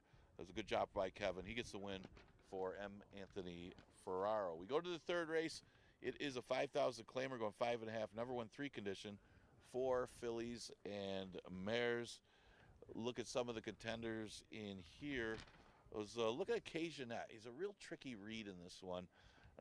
I'm thinking maybe he didn't like the off track the last couple of races. Now there is some decent off track breeding there, but he is winless on the off track in her career. She broke her maiden. She got good. I mean, she dropped from the special weight to the 11. She broke her maiden after losing to Queen's Cat. I mean, Queen's Cat and ZN were the 2 horses that she lost to the previous 2 starts. ZN and Queen's Cat are 2 of the best fillies on the grounds. So no shame there. So then she dropped after running against those 2 rivals and looked good winning both races. But the last 2 starts haven't been as good. But the one common denominator is she's caught off track the last 2. So could be other variables. I guess we'll find out today because she's dropping to 5,000. And looks like the public's not sure of her either because she's at odds of 9-2. The 6 horse is 5-2. Couldn't have got a better trip last time. Lagrade outdueled her to the wire, but she got a great trip by Louis Perez up the inside and was able to run second. It was a good effort, though, and she's been knocking at the door with 2 seconds in the last 3 starts. So a very logical horse for a barn that's going pretty good lately, too. The Linda Dixon barn, speaking of Queen's Cat. Another horse to consider would be the speed of the race. That's Dashing Della. She's shortening up to 5.5. Now, she did stop badly in the stretch. It was the first time adding blinkers. She didn't break all that sharp from being on the rail. Rushed up there and kind of ran away a little bit before stopping. But again, a 22 and change first quarter where she's rushing up there because she did start slow and then reacted to the blinkers. Today, maybe a different story. She could get the lead going 5.5 and hold on better. She didn't stop till very late, and she's the one that they'll have to catch. Dashing Della is a price a little bit at odds of 5-1 with most of the play on 5-2. Exacta Tri Super Daily Double and Pick 4 starts with race number 3. Got 5 minutes to post.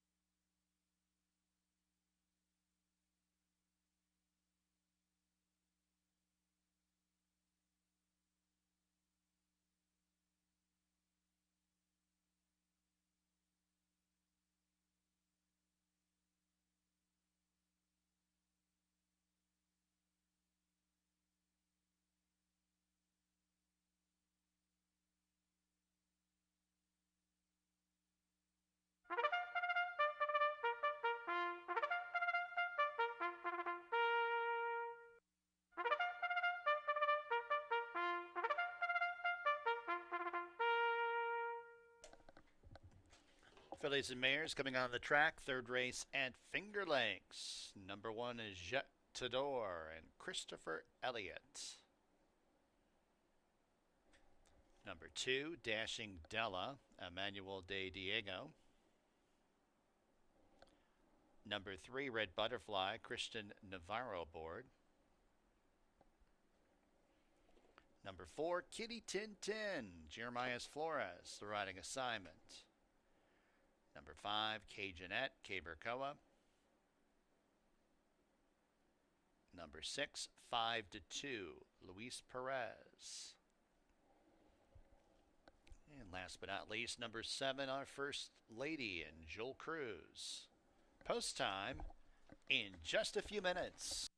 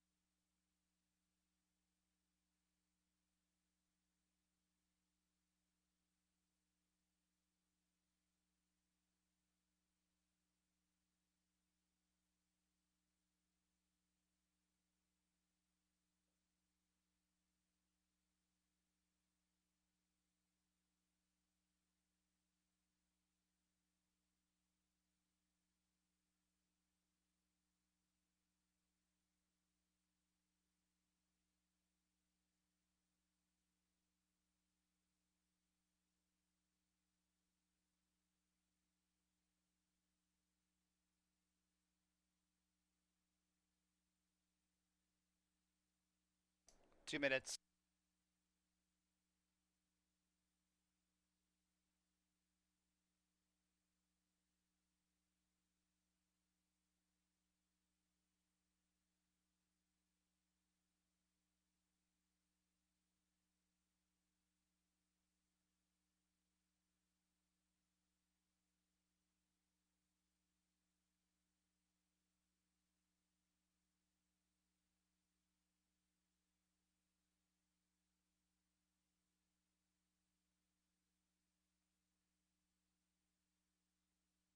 Approaching the gate.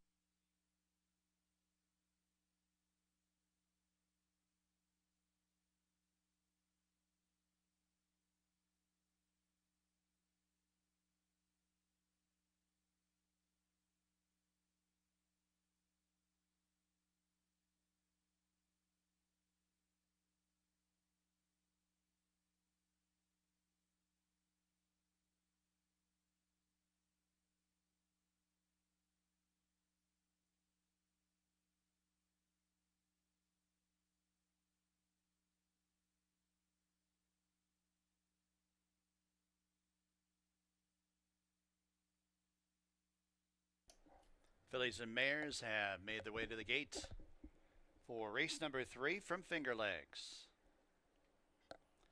Field of 7 to go 5.5 furlongs, fillies and mares.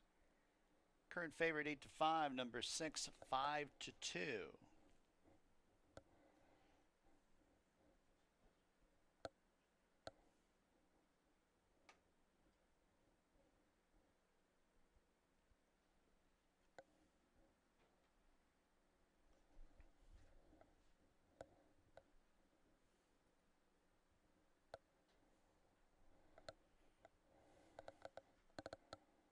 Red Butterfly, Kitty Tin Tin, K Jeanette, 5 to 2, and Our First Lady.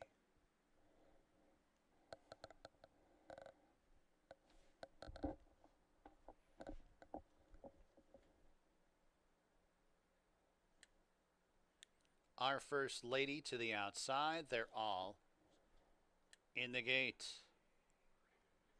And they're off. Looks like a great start. K Jeanette pops the gate and goes out for the lead. Jet Tador, Dashing Della. Dashing Della gets that early lead.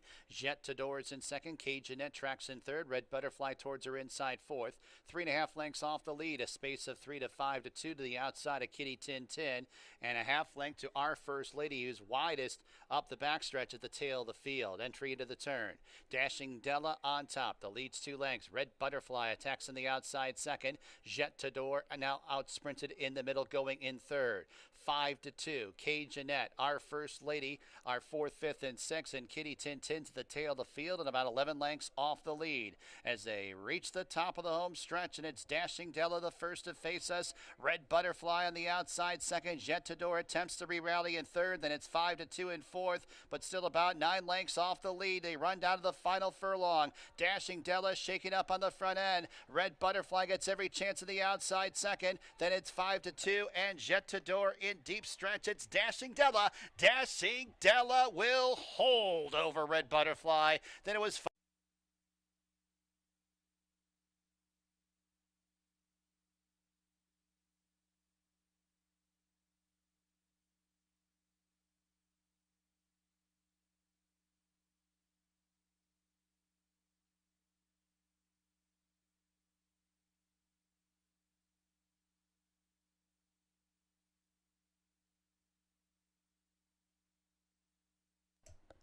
2, 3, 6, 1. Number 2, Dashing Della first.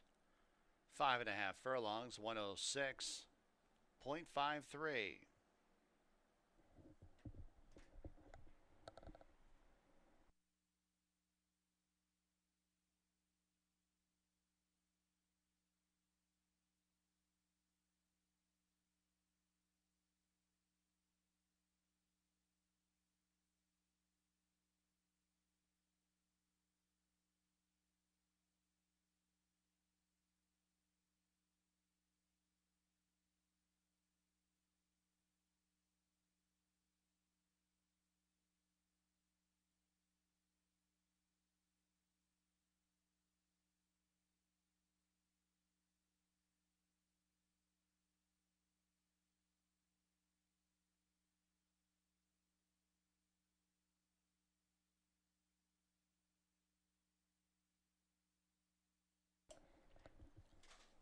Dashing Della to the winner's circle. New York bred, 5-year-old.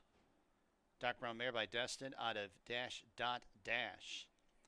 River Card Stable owns. James Aquilano trains, and Emmanuel De Diego. The winning jockey, Randall Rojdila.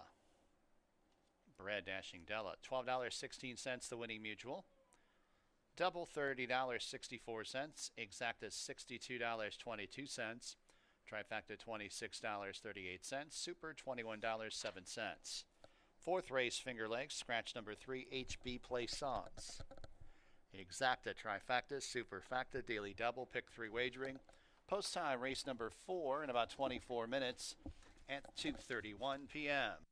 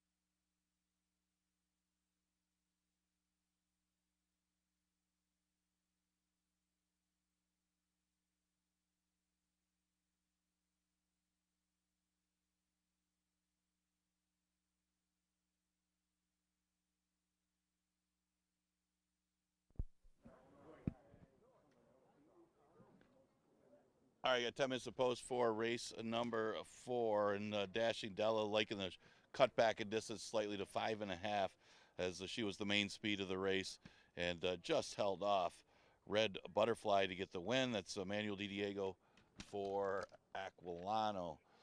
Sometimes that distance makes all the difference, as going from, especially here, going 3/4 to 5.5 when you go too quick at 3/4.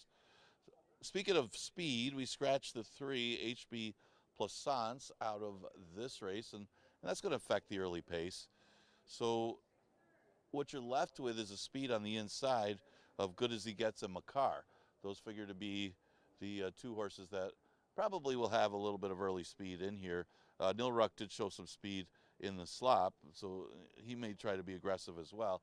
But none of them are as fast as HB Plaisance, so it will slow down the pace no matter what the early fractions are. So Good As He Gets, looking for 2 in a row. He was bet down to be the favorite, beat an easier field, although Dracula's going pretty good in that condition. Looked like Dracula was going to get there. But the race before wasn't bad. Got beat by Viking Warrior, who was the next out winner. That one is pretty good. And then beat Whiskey Franz the race before, and that one was the next out winner. So he's beating horses that are coming back and making the races look better, even though he's been at the bottom level. And it's not like he's winning by much when he's winning. He's just getting up by less than a length in both the victories that he's had. But again, the race that he lost was against a horse that came back and looked good winning. So I can see Good As He Gets doing very well here. Now, he does have a drop down to contend with inside of him, but Lifetime Guarantee might be at the mercy of the pace, even though he's faced so much tougher. He was running against allowance horses all season long. Now, his numbers aren't as good as last year, and he took a trip to Presque Isle, didn't fare too well, so comes back here at a much cheaper price. The last time he was here, he was running against Military Road. Military Road would win in a public work against this field, and it was only the Military Road's tactics that got him beat that day. As and you know, Lifetime Guarantee had a bad start anyway, but he wasn't going to beat Military Road. Just surprised Military Road got beat at all. But the race before wasn't that badly beaten in the allowance condition, and this is 5,000, big difference. So the drop in class from the last time we saw Lifetime Guarantee automatically makes this horse a big time player in here, although he's cold on the board at odds of 5-1, but the class relief's got to help. Yeah, Nilruck is going pretty good right now. He's won 2 in a row. This race came up a lot tougher, and Ray Lugateres opts to go to the 2, Good As He Gets, over Nilruck, despite the 2-race win streak.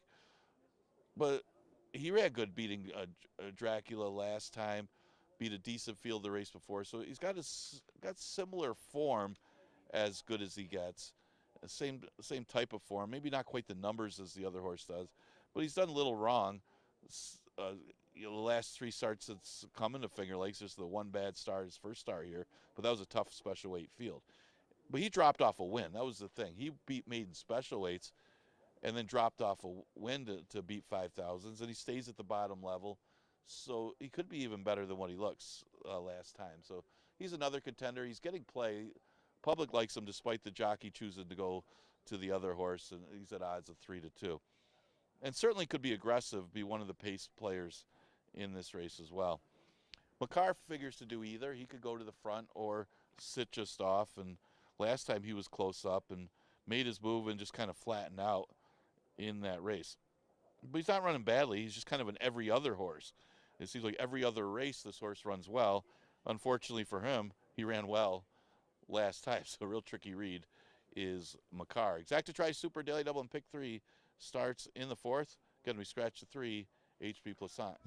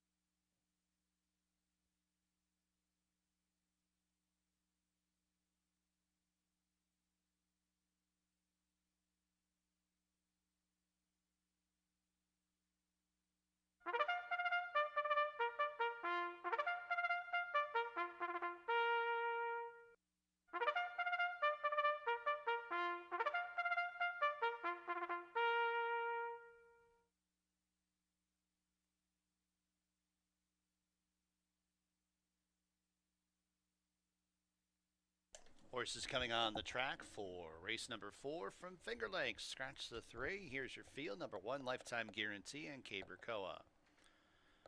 Number 2, Good As He Gets and Raylu Gutierrez.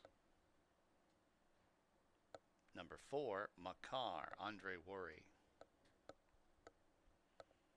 Number 5, Neptune Beach, Christian Navarro. Number 6, Nilrock, Christopher Elliott. Number 7, Break the Fall, Luis Pena. And number 8, Wine Responsibly, Rafael Rojina Jr. Post time in just a few minutes.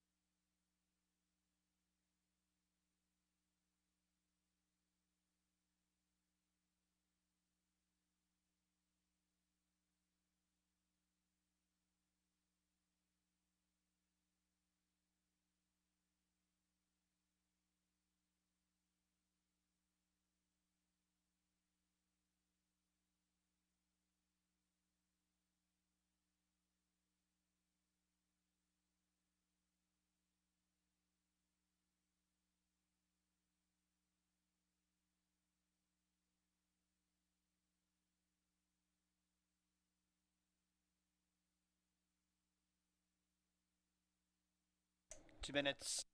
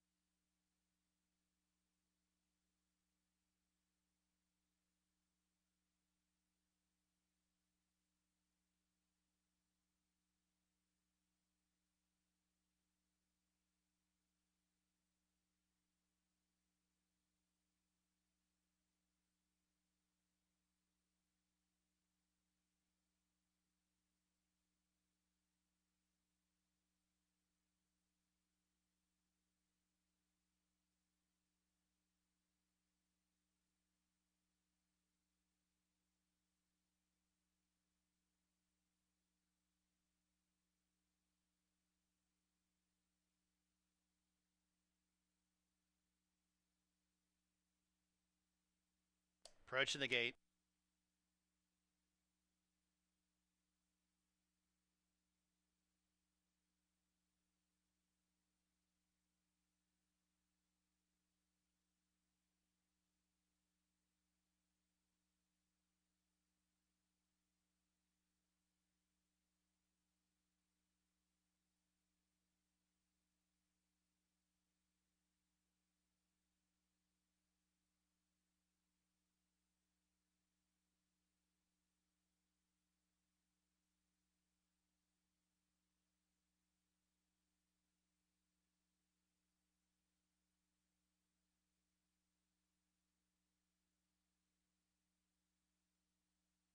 Horses have reached the starting gate. Fourth race here at Finger Lakes.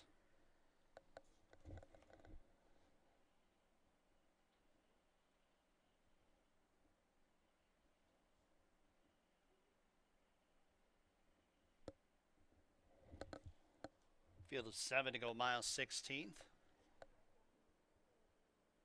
Neil Ruck goes in, break the fall, and wine responsibly.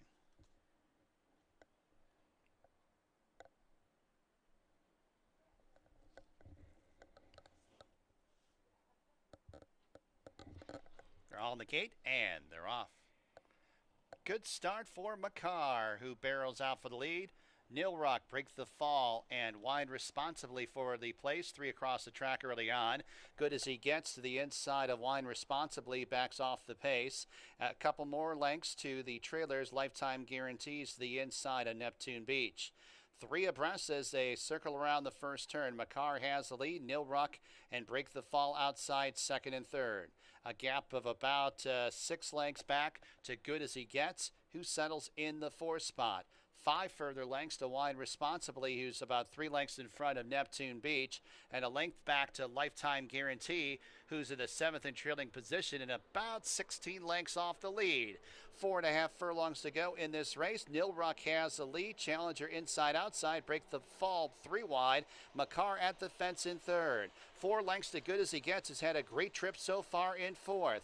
Another 5 lengths to Wine Responsibly is 2 lengths in front of Neptune Beach. Then we come back to Lifetime Guarantee, who's at the tail of the field and about 13 lengths off the lead. 3 furlongs to go. Neil Ruck and Break the Fall first and second. Good as he gets. Asked to go after the leaders in third. 3.5 off the lead. 3 further lengths to Wine Responsibly in fourth. Neptune Beach under a drive in fifth. Lifetime Guarantees out of last. Makar trails the field as they reach the top of the stretch. Neil Ruck gets the better of Break the Fall. Good as he gets is on the outside. Neptune Beach is at the fence. Wine Responsibly in the stand side out up into fourth. Good as he gets is getting to a tired Neil Ruck. Good as he gets alongside Neil Ruck. And then in third, Neptune Beach. Neil Ruck is trying to fend off Good as he gets, and it's very close. And Neil Ruck got a great bob, but that's a photo with Good as he gets. Neptune Beach in third, Wine Responsibly fourth.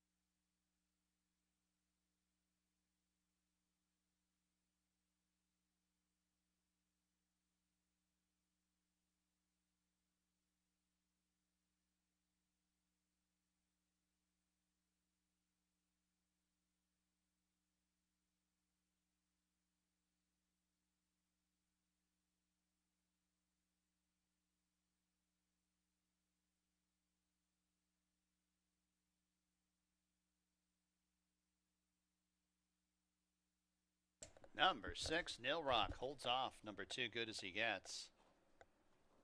6-2-5-8.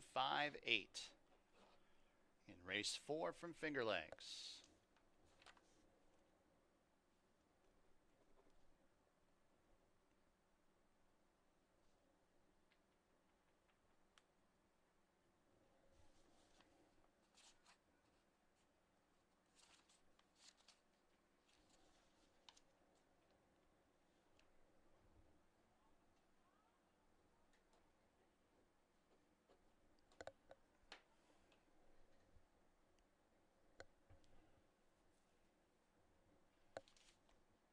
Back to the winner's circle, number 6, Nil Rock.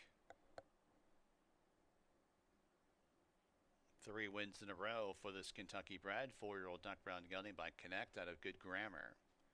Michael Schrader, the owner. Ronald Breed Jr., the trainer. Christopher Elliott, the winning jockey. Jeff Kerber and Robin Kerber, bred Nil Rock.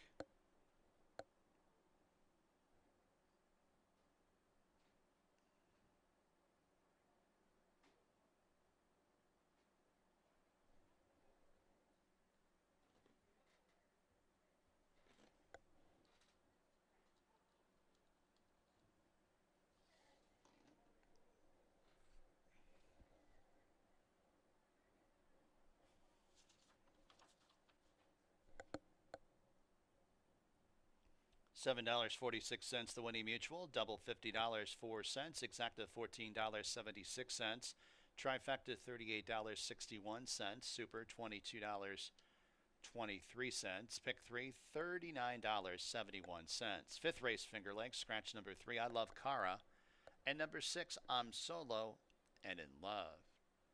Exacta, trifecta, superfecta, daily double, late pick 5 wagering. Post time race 5 in 24 minutes at 3:05 p.m. A reminder that starting next Monday, Finger Lakes moves its first post to 12:20 p.m. Got the time change in less daylight hours, so we move our post time to 12:20 p.m. starting Monday, November 3rd.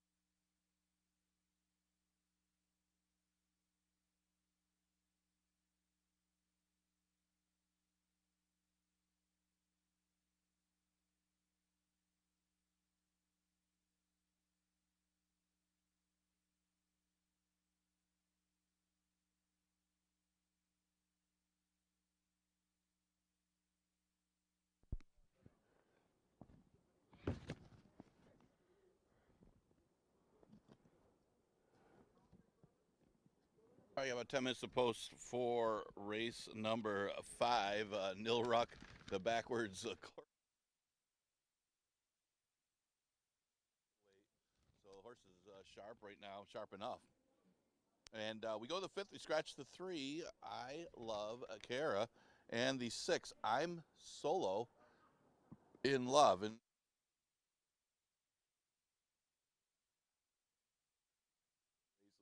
see if that trends to, we're not even halfway, so we'll see if that continues.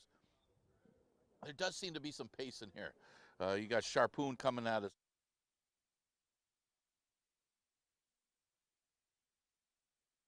Comes from the outside with John the Baptist. So we'll see how that holds up here. Again, speed's been holding pretty well the first few races, but that could change. Fortunately, as I said, I got a few closers picked today. A couple of them haven't done as well so far, not getting the pace or not getting the track. But Skellig Island is one of those closers that is in good form and comes out of the race won by Neil Ruck last time. Tried to make a move, but the pace didn't back up enough last time. Ran third the race before, so it's not like this horse is running poorly in the condition. He's just not getting the pace set up.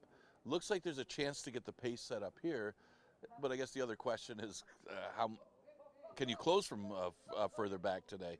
But maybe at this mile and 16th, Skellig Island can make a nice late move. The 6 horse is scratched. Let's see, the 7, Percy, does have some early speed. He's going to have to contend with John the Baptist outside. I'm unsure what John the Baptist usually has one way of going in these route races to the front, but he's so far out there, so not sure how aggressive he's going to be early.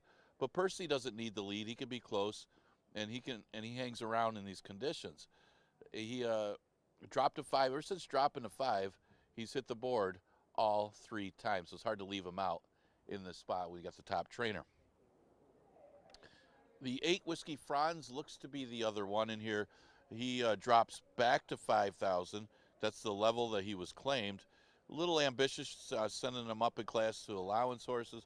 But the big question is how the blinkers helped.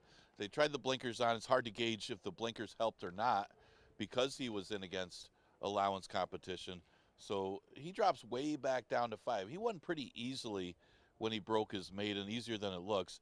And the horse that was second, Fast Amendment, came back to win out of that race, and it was a margin back to the rest of the field. So this horse at 5,000 is definitely a contender. He's certainly a player right now, one of the favorites at odds of 2-1. Yeah, if you're looking for somebody else in here other than those 3, and it does look like those 3. As far as like supers, you got Opportunity Woo. Opportunity Woo putting in a clunker last time after breaking his maiden for 5. He's only had 2 starts over the track, and the last one he just stopped after chasing. If you can forgive the last effort for Opportunity Woo, you can use him today. He's got some decent breeding and some really good route breeding, but again, just off the poor effort. It's not like he's had a lot of chances, but he does have the one win against the 5,000 maidens, and he did win that race pretty handily, although he's probably not going to get the lead in here. Exacta Tri Super Daily Double, the late pick 5 starts with the race number 5. Again, we scratch the 3 and the 6.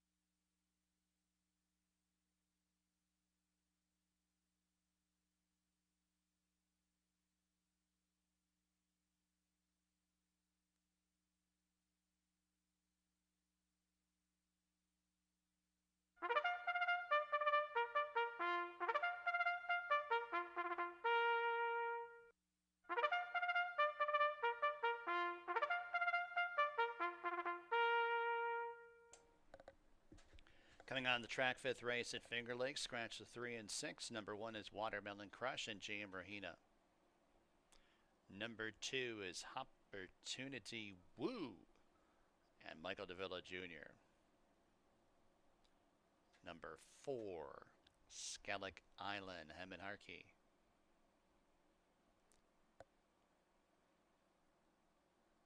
Number 5, Sharpoon, Chris Russell. Number 7, Percy, Luis Perez. Number 8, Whiskey Friends, Andre Worry. Number 9, 8 Sunset Drive, Juan Negron. And number 10, John the Baptist, Emmanuel de Diego. Post time in just a few minutes.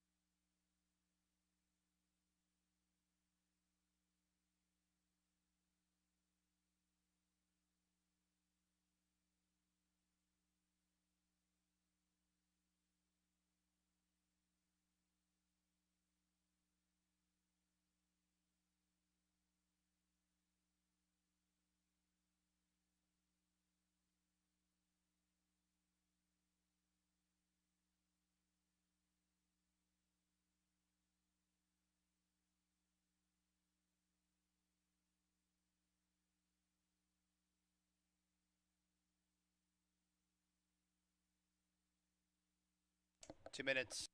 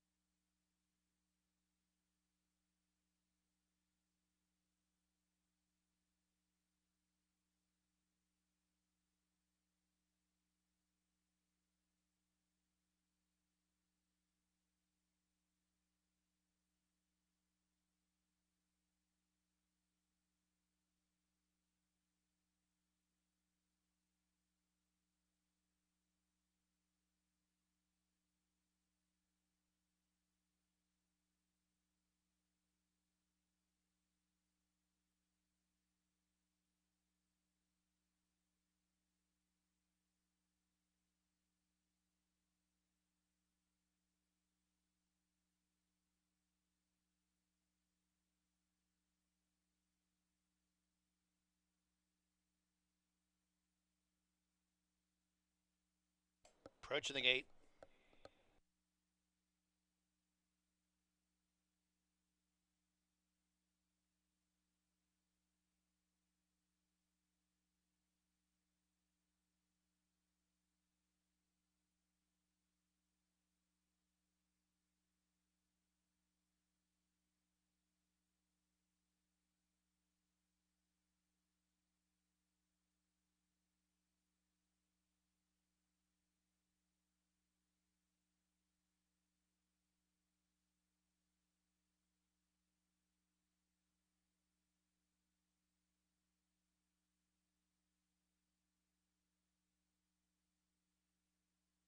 And the horses have reached the starting gate for race 5 from Finger Lakes.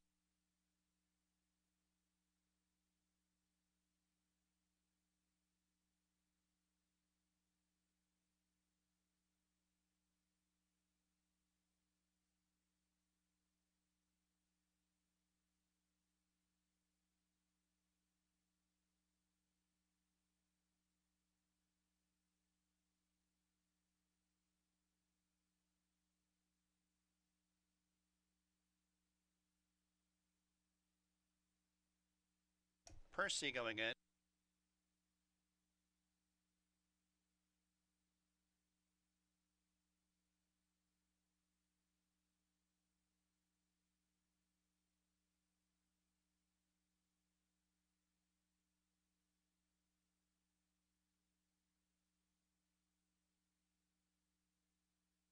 Eight Sunset Drive. And John the Baptist. They're all in the gate, and they're off. 8 Sunset Drive, edging out for the early lead. John the Baptist outside of him. Here's Percy. Percy and Watermelon Crush, hard ridden at the fence, and Sharpoon is in between who's at the tail of the field. Watermelon Crush has the lead. Percy 3 wide up into second. Sharpoon settles in third. Whiskey Friends improving outside in fourth. Opportunity Woo towards the fence in fifth. 3 lengths off the lead. A gap of 3 lengths to John the Baptist. Mid-flight in sixth, and it's Scarlet Island in seventh, and a margin of about 5 lengths to 8 Sunset Drive, who trails the half in 48 and a fifth. As they get ready to take on the far turn, Watermelon Crush and Percy are first and second. Whiskey Friends within striking range in third, a length and a half, now only a length off the lead as Watermelon Crush gets shuffled towards the fence in third as Whiskey Friends attacks Percy on the turn. It's John the Baptist who was in mid-pack, now up into third, 2 lengths off the lead, and will go to the extreme outside, and these 3 have separated themselves from the rest as they reach the top of the stretch. It's Whiskey Friends and Percy first and second. John the Baptist trying to bear down on the outside in third. Skellick Island up into fourth. 1 furlong to go. Whiskey Friends on top. The lead's 2 lengths over Percy and John the Baptist. 16th to go. It's Whiskey Friends. Whiskey Friends in the drop down in class wins by about a length and a half too. Percy second. John the Baptist third. Skellick Island fourth.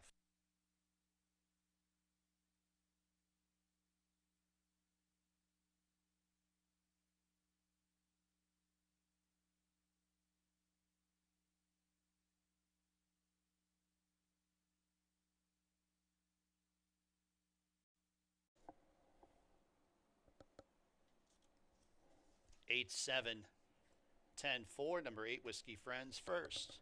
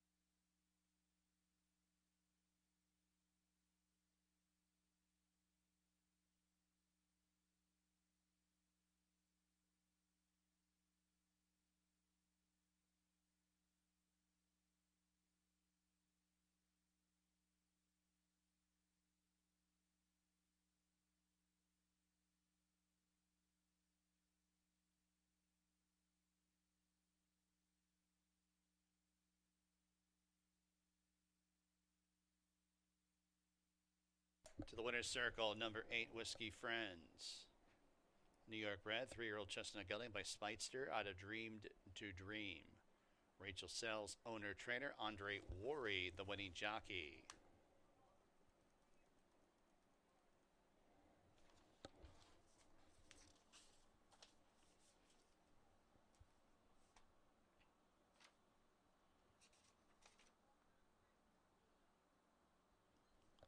It's official. $8.36, the winning mutual.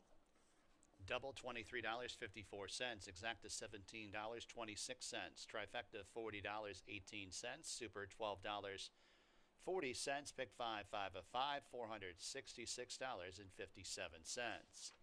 Onward to race number 6. Scratch number 8, Courageous Ooh-La. Exacta, trifecta, superfecta, daily double, lead pick 4 wagering.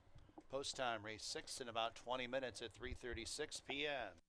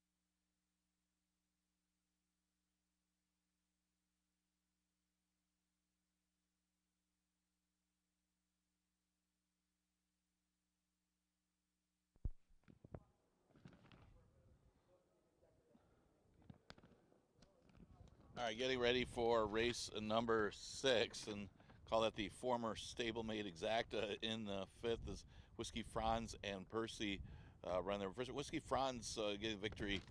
They'll start off the late pick 5. We go to the 6 and start the late pick 4. It is an allowance race, non-winners of a state bred that goes a distance of 5.5 furlongs. We scratch the 8, Courageous Ola. Look at that Apollo Code. Apollo Code probably wants to use the same tactics today. He went a little quick last time, though. He went 45 to the half.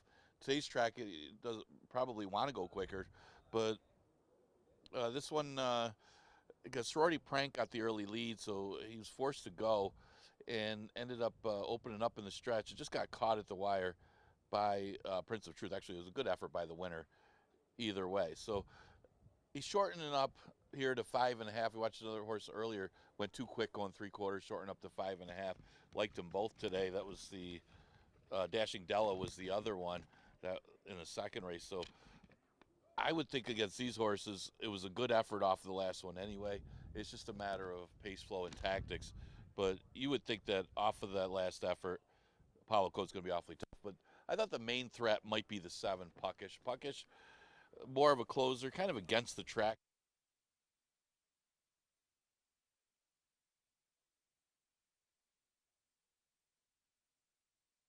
Play going really well for the Ferraro barn, and that horse was just much the best.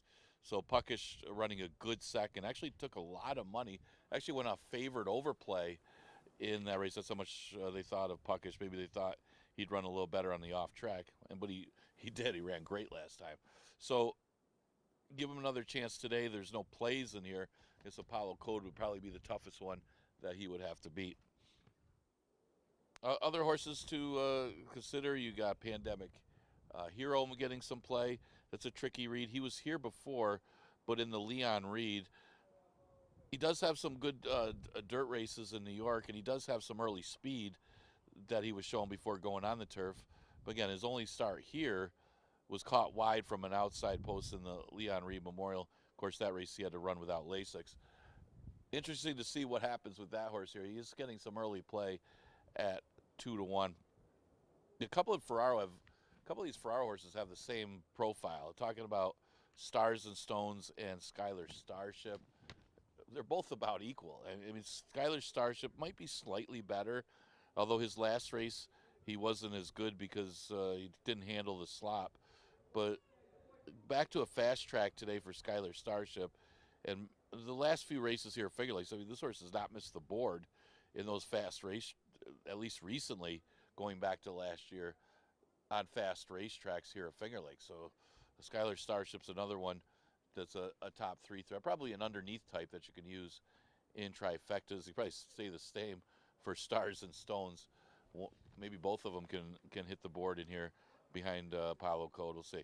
Exacta Tri Super Daily Double in the late pick 4 starts in race number 6. Again, we scratch the 8, Courageous Ola.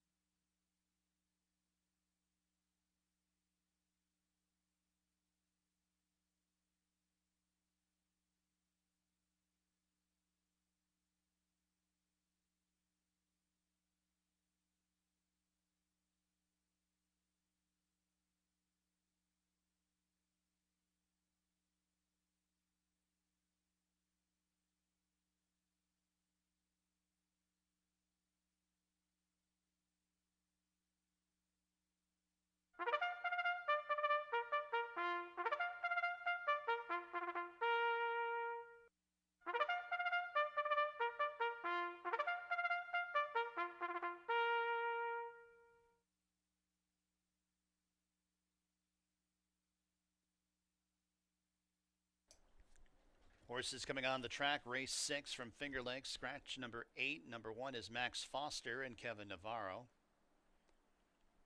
Number 2 is Pandemic Hero, Christopher Elliott. Number 3, Last Drink, Hemin Harkey. Number 4 is Skylar's Starship, Caber Koa. Number 5, Stars and Stones, Luis Perez. Number 6, Apollo Code and Jeremias Flores. And number 7, Puckish, Joe Cruz. Post time in a few minutes.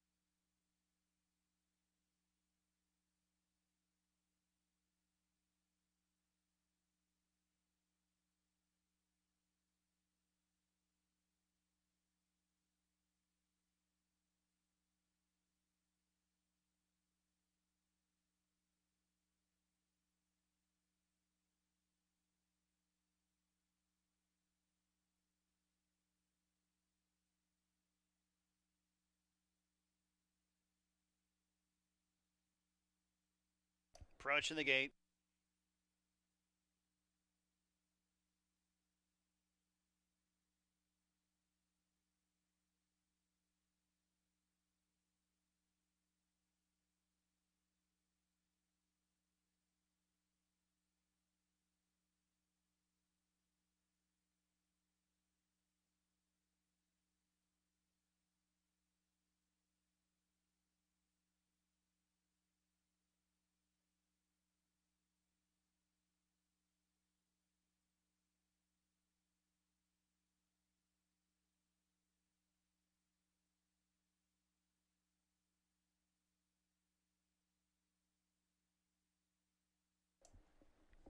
And the horses have arrived at the starting gate for race number 6 from Finger Lakes.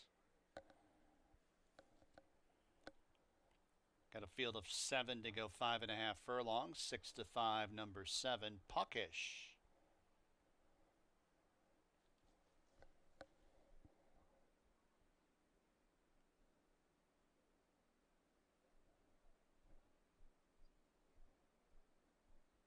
Apollo Code.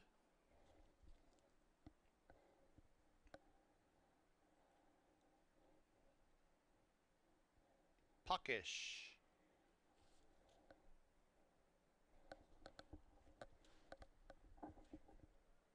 They're all in the gate. And they're off half a step tardy, Apollo Code. It's Skylar's Starship bounding out for the front end. Max Foster at the fence. Here's the gray. Last drink splitting rivals challenging for the top spot. Apollo Codes outside, stuck out wide in fourth. Pandemic Hero towards the fence. 2 lengths back to Stars and Stones is to the inside of Puckish. Puckish now out of last. Whole field's only covered by about 5.5 lengths. Entry to the turn. Max Foster, last drink, Skylar Starship, first, second, and third. Apollo Code stacked out 4 wide and fourth. Puckish doesn't want to go 5 wide. We'll look out for some racing room as it's Pandemic Hero towards the inside, second last, and 3 lengths to the trailer Stars and Stones. As they arrive at the top of the stretch, Skylar Starship is the first to face us as now all of a sudden Puckish won for the out and Stars and Stones.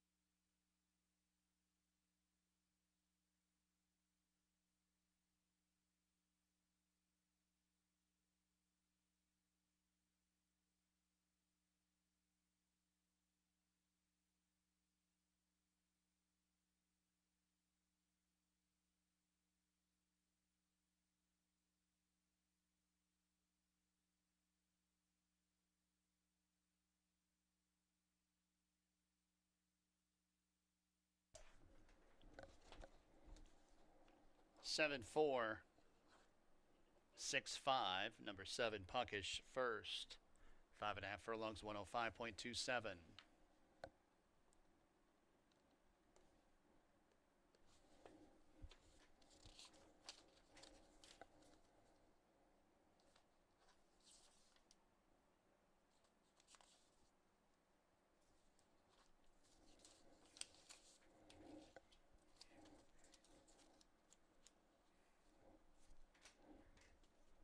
Back to the winner's circle, number 7, Puckish. New York bred, 3-year-old Grey Gelding by Honest Mischief. Out of Helen's Tiger. Mitri Box Stable, Clear Star Stable, 8th Note Stable. The ownership, Jonathan Buckley, the trainer, Joel Cruz, the winning jockey. Nice Guys Stables, bred Puckish.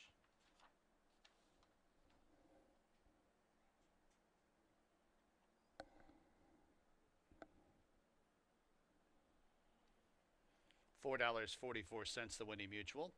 Double $26.34. Exacta $30.46. Trifecta $14.10. Super $4.77. Pick 3 $21.25. Pick 4 404 $154.06. Seventh race at Finger Lakes. Scratch number 8, Frenchman James. Exacta, trifecta, superfecta, daily double. Pick 3 wagering. Post time in 19 minutes at 4:05 p.m.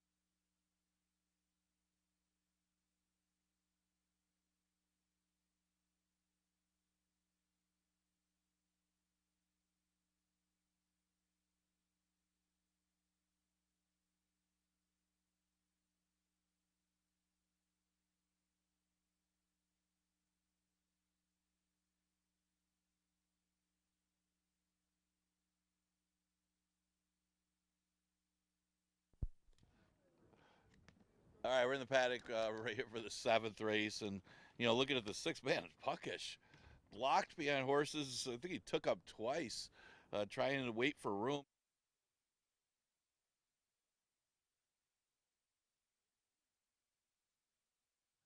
John Buckley overcoming trouble and still winning.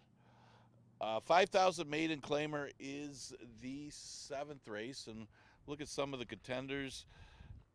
Probably narrow this down to a few of them. I'm looking at horses like Dignified Response. He's kind of a tricky read in here. He was running against Tougher. He's running as a 2 and 3 year old. He wasn't really doing much on the turf, so he came here off of a layoff since January, and he didn't run that badly against the 11 and 9s, a step higher than here, and it wasn't even his best distance. It was going shorter, and he ran fourth in there. So, this isn't a tough field stretching out to go long because he's dropping in class to 5,000. You would think that he's going to improve because the breeding says he wants to go long. Yes, there's turf in there, but there's also route dirt breeding as well. And let's face it, he doesn't have to be much with a drop in 5 to beat these horses. Not the fastest of groups. So I would think with a stretch out to the route today, Dignified Response should be tough. Early, he's 40 to be fifth. He made a big move against the racetrack in that first race over the year. Although Ex Machina getting a lot of early play, probably the inside speed of the race. Very well bred for the route. This will be the first time going long for Ex Machina with a 397 Tomlinson for the distance. He's another one. The stretch out you would think is going to help, even though he hasn't had route experience. But he's taken all kinds of early money in race number 7. Exactitri Super Daily Double in the pick 3 starts with this race. They're about to go on the track. Again, scratch the 8, Frenchman James.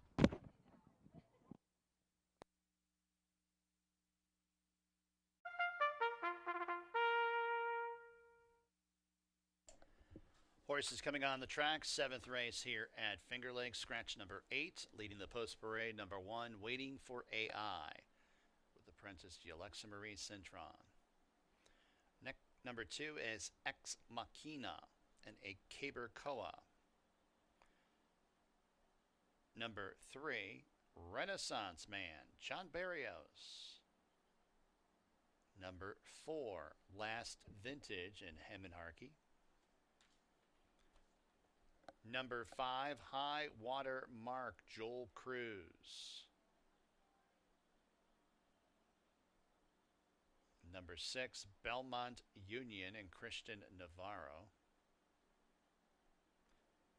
And number 7, Dignified Response, Kevin Navarro, the jockey. Post time in just a few minutes.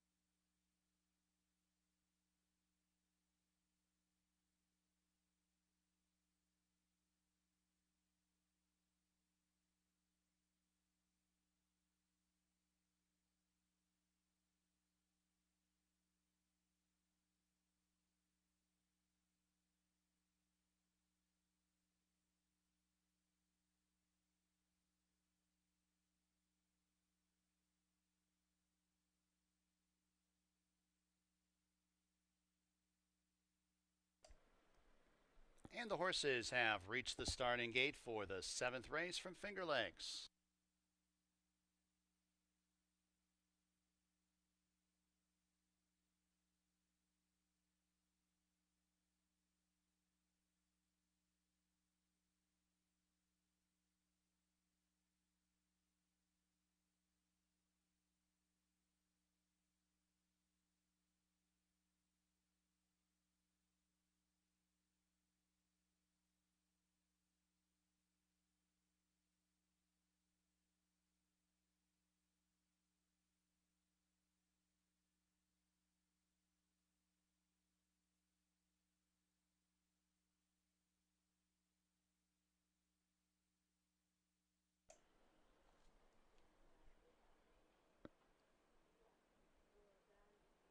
High water mark going up. Belmont Union and Dignified Response.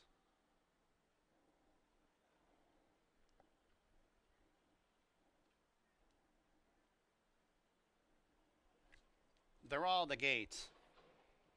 And they're off. It's Ex Machina, Renaissance Man. These two send out for the lead. Dignified Response outside, tries to get over in third. High water marks in fourth. Last Vintage towards the inside. And then it is Belmont Union, who's about 5 or 6 lengths in front of the trailer, and that is Waiting for AI. Battle on the front end as they navigate the first turn.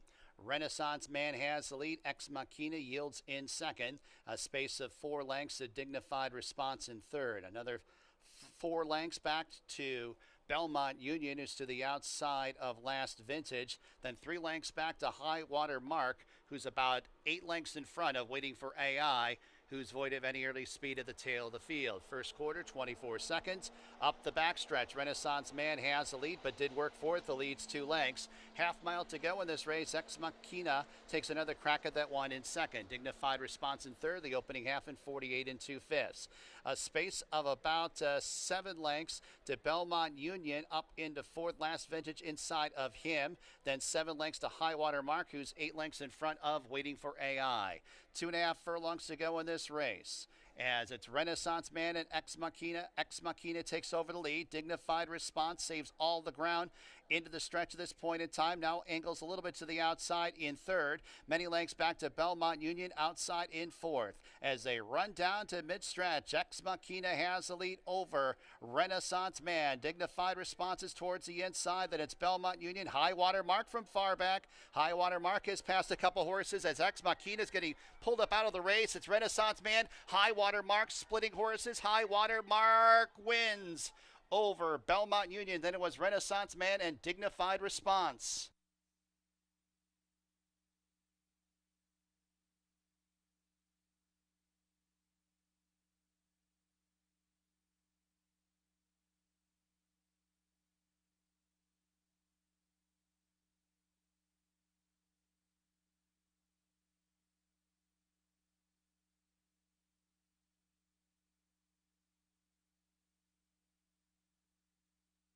Stewards opposed to the Inquirer sign. They're going to take a look what happened with the 2 in the stretch. Hold all tickets.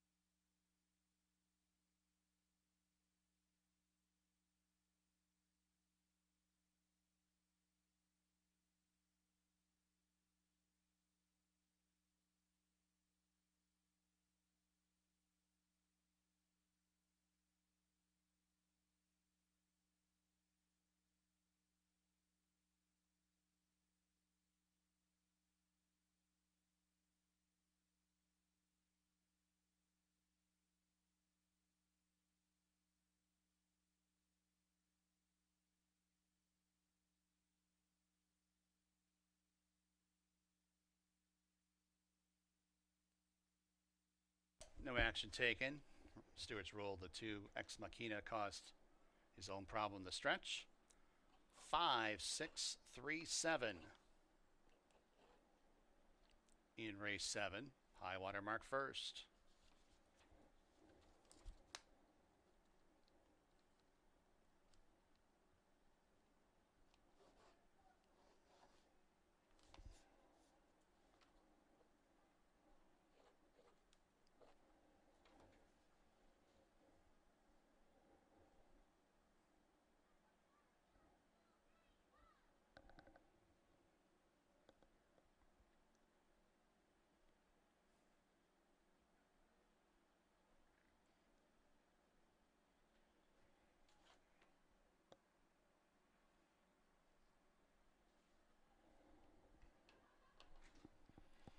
Back to the winner's circle, number 5, High Water Mark. New York bred, 3-year-old chestnut gelding by Solomini out of La Zica. SJB Stable owns, and Anthony Ferrero, the trainer. Joel Cruz, the winning jockey. 2 wins on the card for Ferrero and Cruz.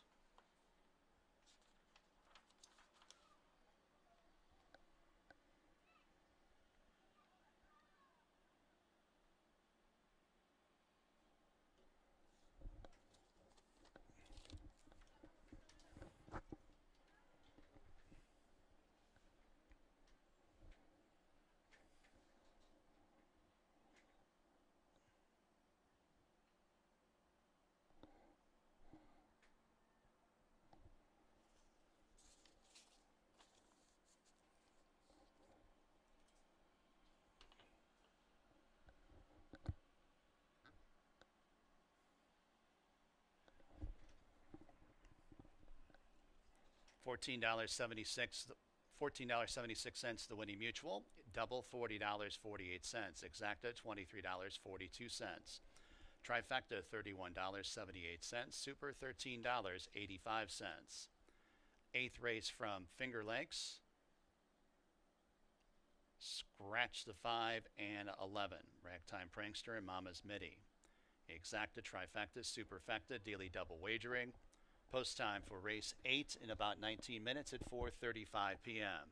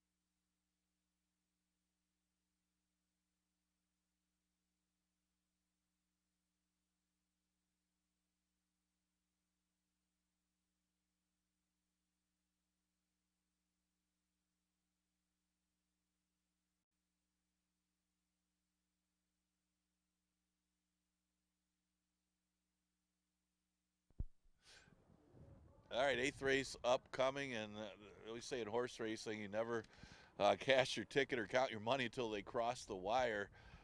That was a perfect example. Ex Machina taking over the lead, looked like he was going on to victory, and just pulled himself up in the stretch. And it was High Water Mark taking advantage of that situation and gets the victory. Joel Cruz for leading trainer M. Anthony Ferraro. Man, all I gotta say is that's some bad luck. You got Ex Machina, and the horse did have that behavior. First time going long.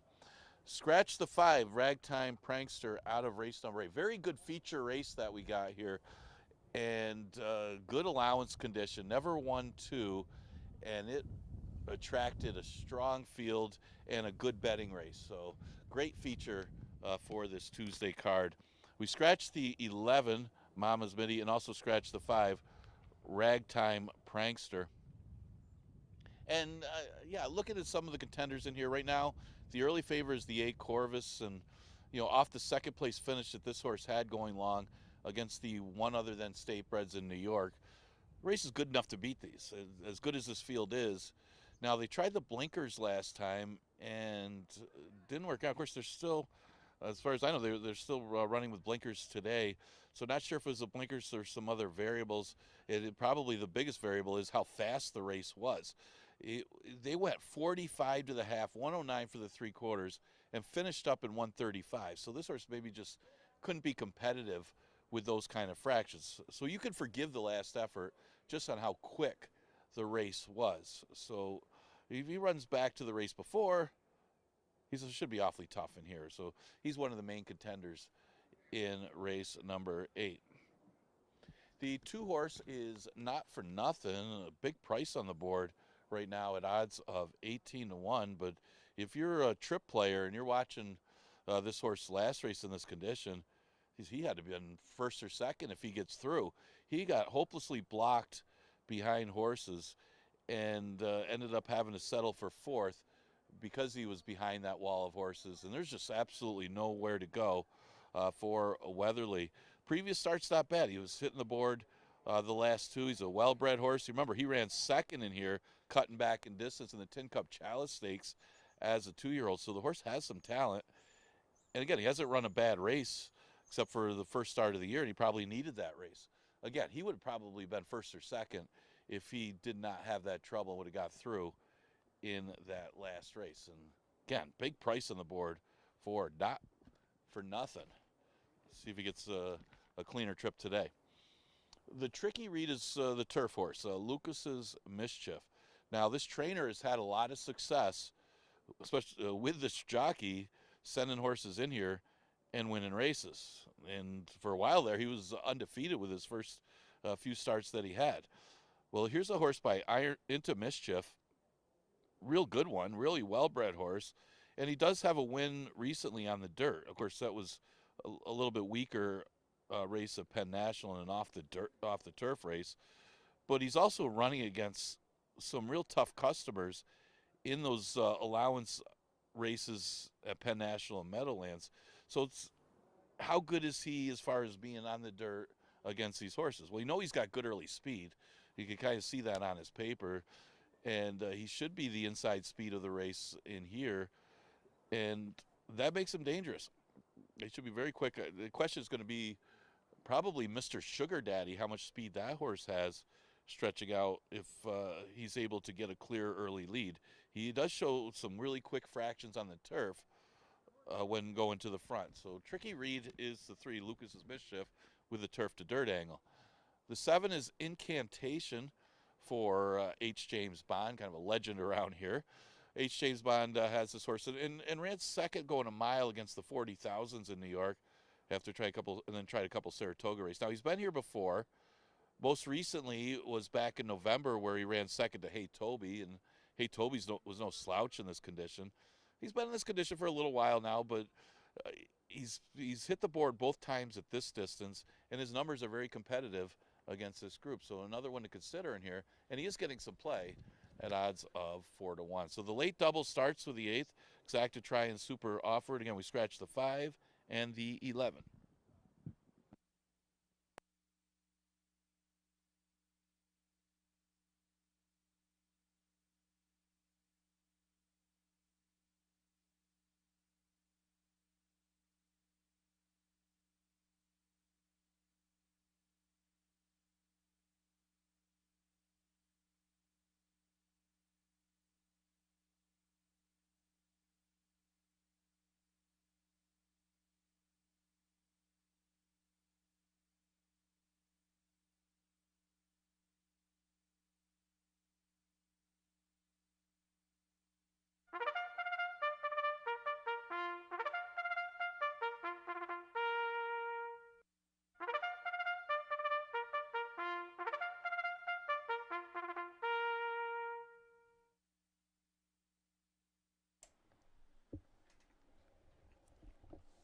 Horses are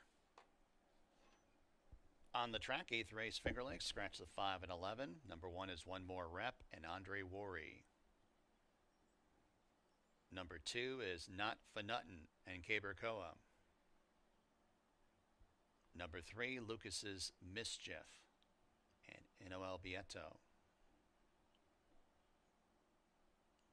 Number 4, Kings and Queens, Emmanuel de Diego. Number 6, Mr. Sugar Daddy, Jeremias Flores. Number 7, Incantation, Christopher Elliott. Number 8 is Corvus and Raylu Gutierrez. Number 9, Jake's Orchard, Hemon Harkey. And number 10, Sanzio, Luis Perez. Post time in just a few minutes.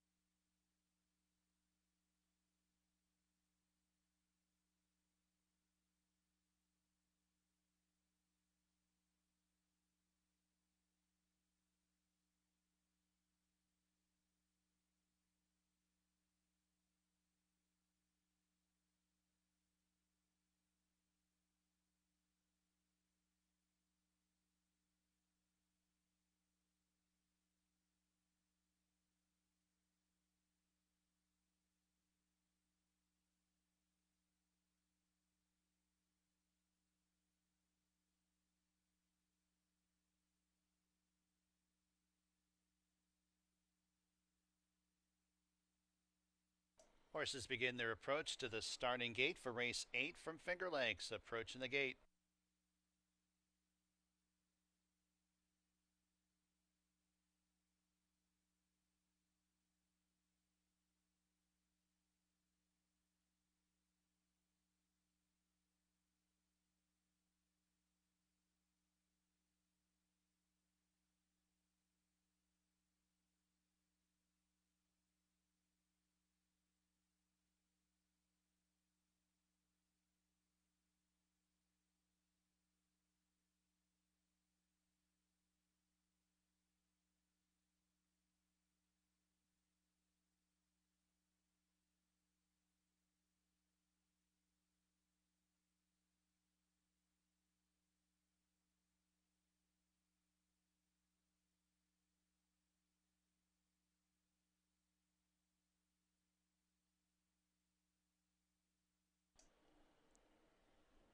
And the horses have reached the starting gate for the 8th race from Finger Lakes.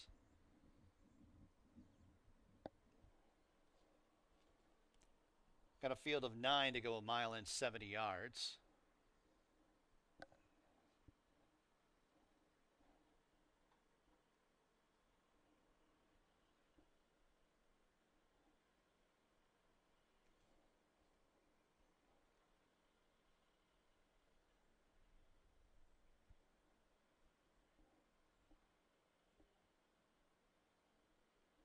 Lucas's Mischief into line. He's the current favorite at 5-2 for the 9 in here, between 5-2 and 7-2 in the wagering. Mr. Sugar Daddy takes his place in the gate. A few more left to load.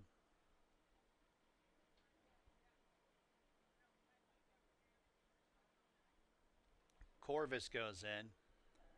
Jake's Orchard. And Sanzio.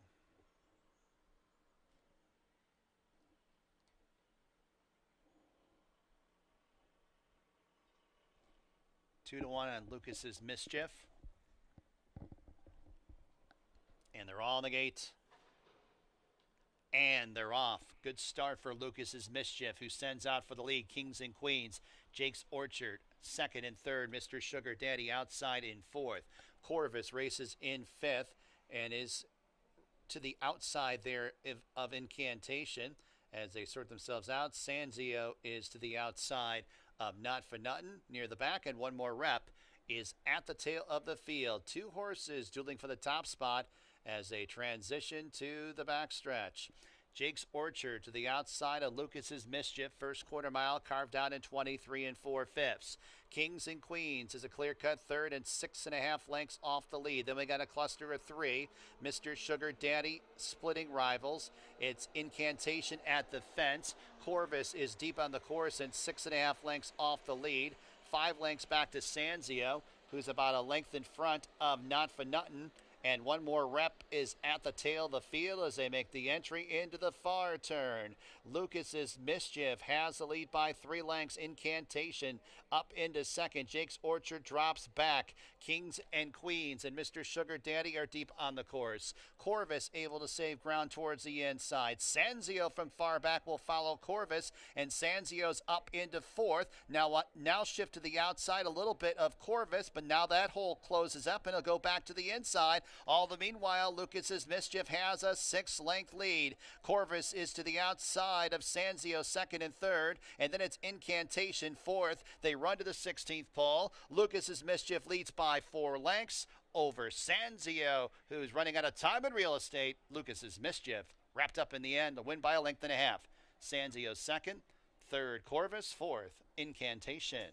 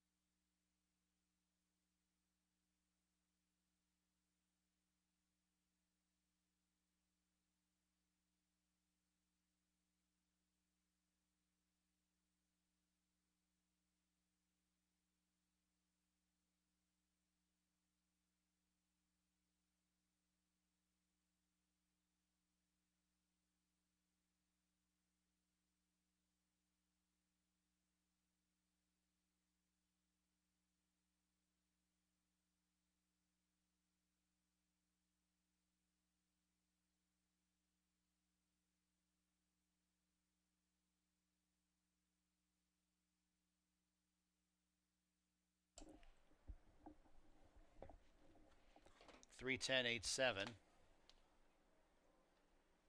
Number 3, Lucas's Mischief first.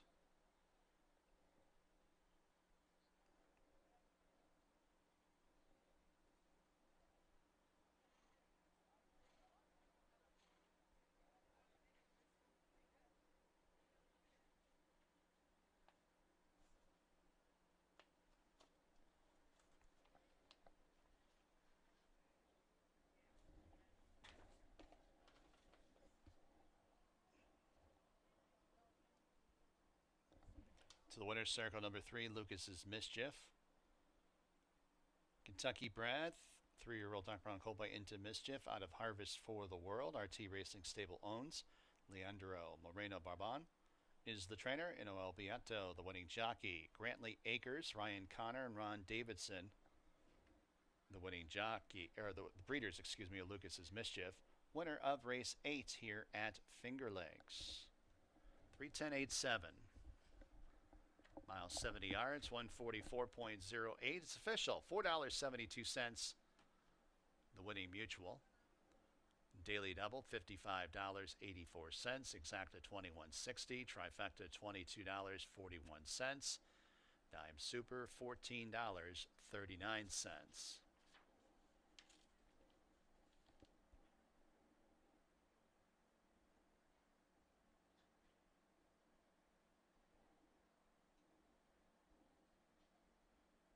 Ninth and final from Finger Lakes. There are no changes. Exacta, trifecta, superfecta wagering. Post time for the ninth and final in 19 minutes at 5:05 p.m. Don't forget that starting on Monday, November 3rd here at Finger Lakes, first post moves to 12:20 p.m. 12:20 p.m. is first post starting on Monday, November 3rd here at Finger Lakes.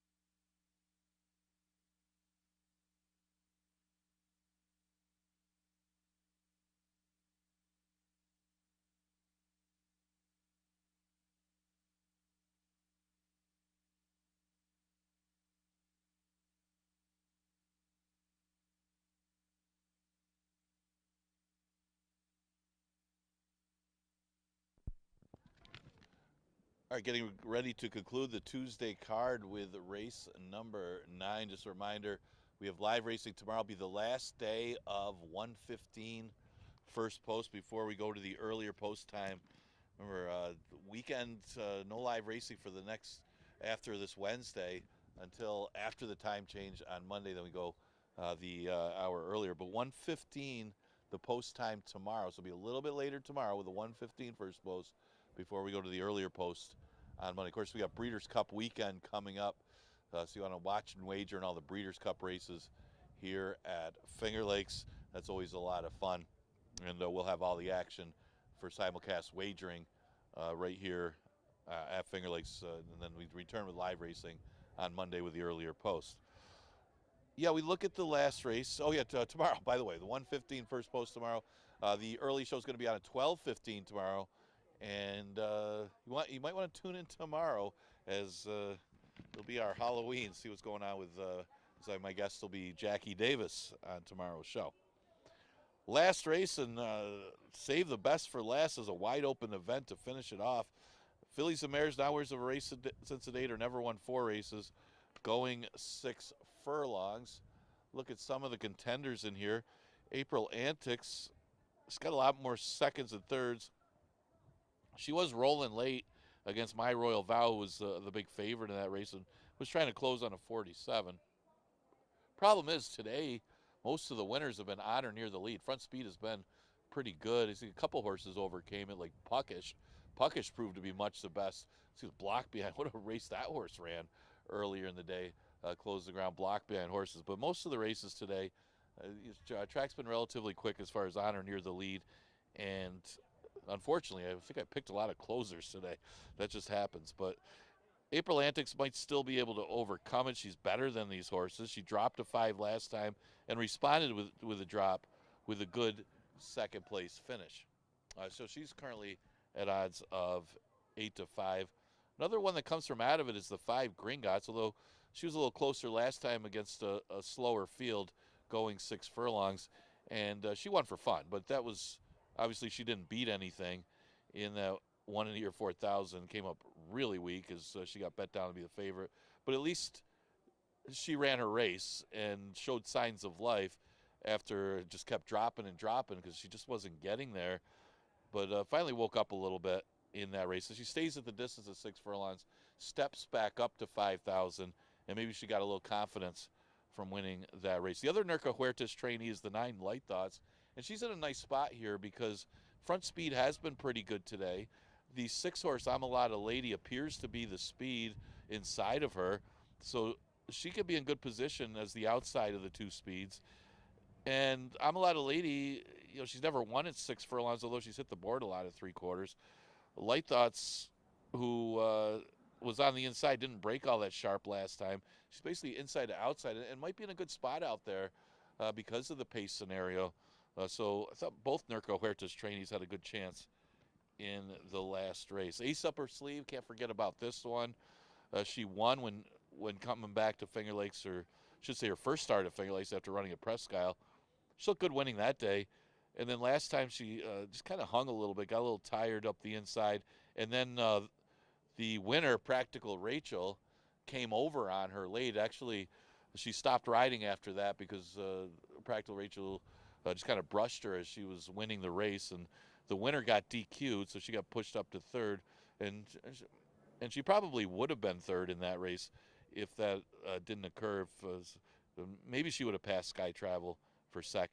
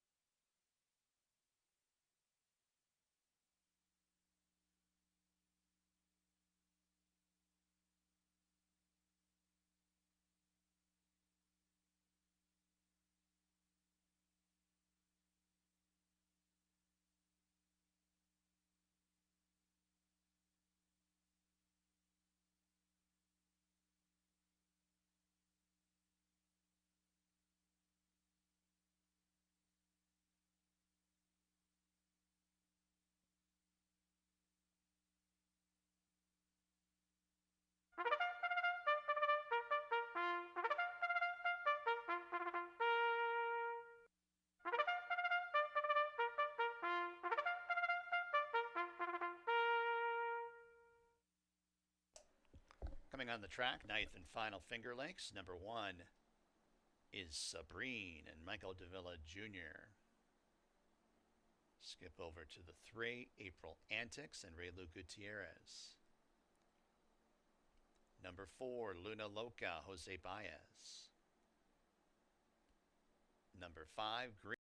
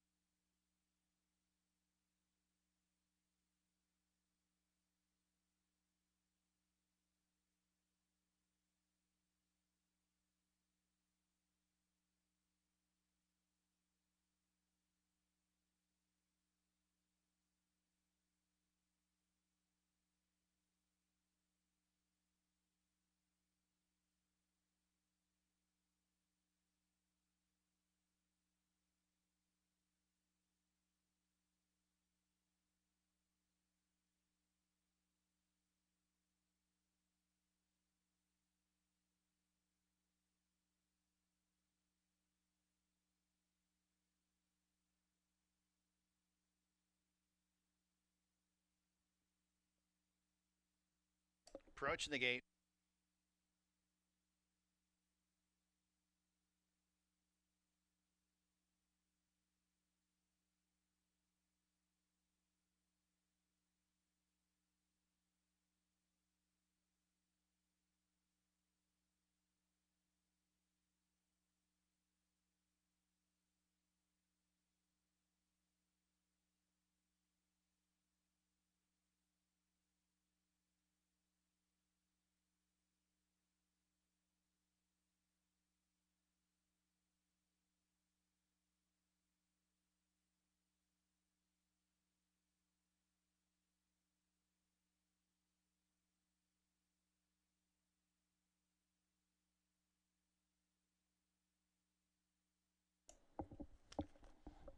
Horses at the gate for the ninth and final.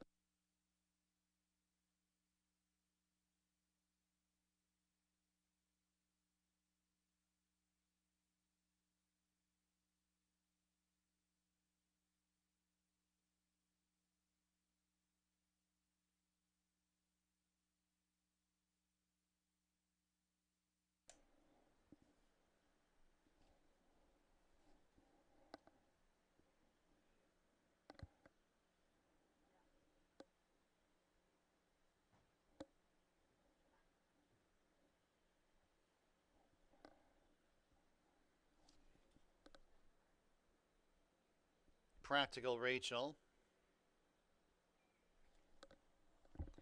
and Light Thoughts.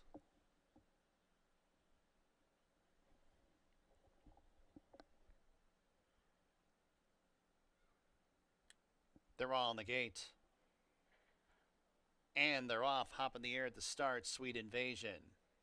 It's Light Thoughts and I'm a Lotta Lady. These two barrel out for the front. Sabrine towards the inside in third. April Antics, Gringotts are fourth and fifth. 2 more lengths of Luna Loca, Clear Cut 6. 3 lengths to Sweet Invasion deep on the course, passing Practical Rachel, 7th and 8th, and 2 lengths to the trailer.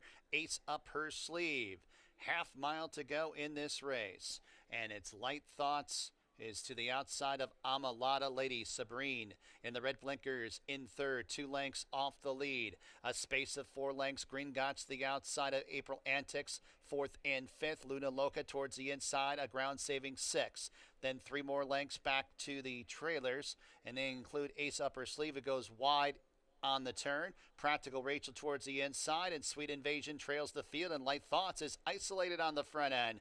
Light Thoughts has the lead by 8 lengths. Ace Upper Sleeve is on the grandstand side, right to the outside of Gringotts, as it's Luna Loca towards the inside, 16th to go, and Light Thoughts has the lead by 6 lengths. Gringotts in second. It's Light Thoughts in the nightcap here at Finger Lakes. Gringotts second. Third, Ace Upper Sleeve. Photo for fourth, Luna Loca, or the late charging Sweet Invasion.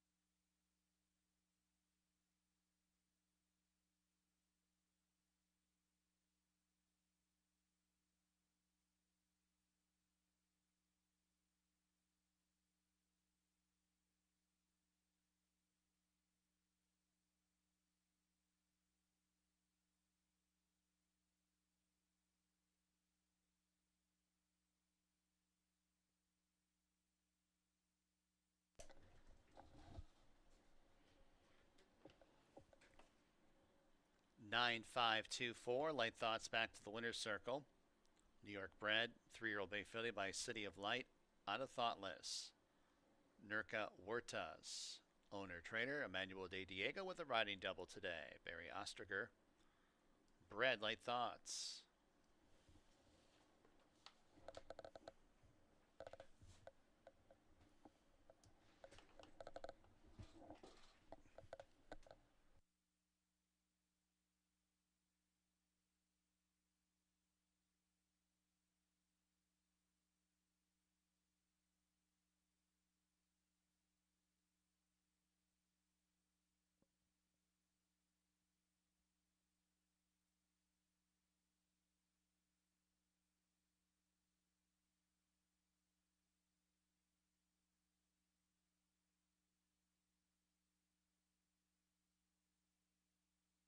$6.42 the winning mutual, double $24.74, exacta $32.98. Trifecta $45.32, super $45.19. Pick 3 $47.26, pick 4 4 of 4, $114.15, pick 5 5 of 5, $463.62. Ninth race is the last live race here at Finger Lakes for a Tuesday. Next live racing day tomorrow, Wednesday, first post at 1:15 p.m. Please note that starting next week, post time will be moved up to 12:20 p.m. For today, from high atop the roof here at Finger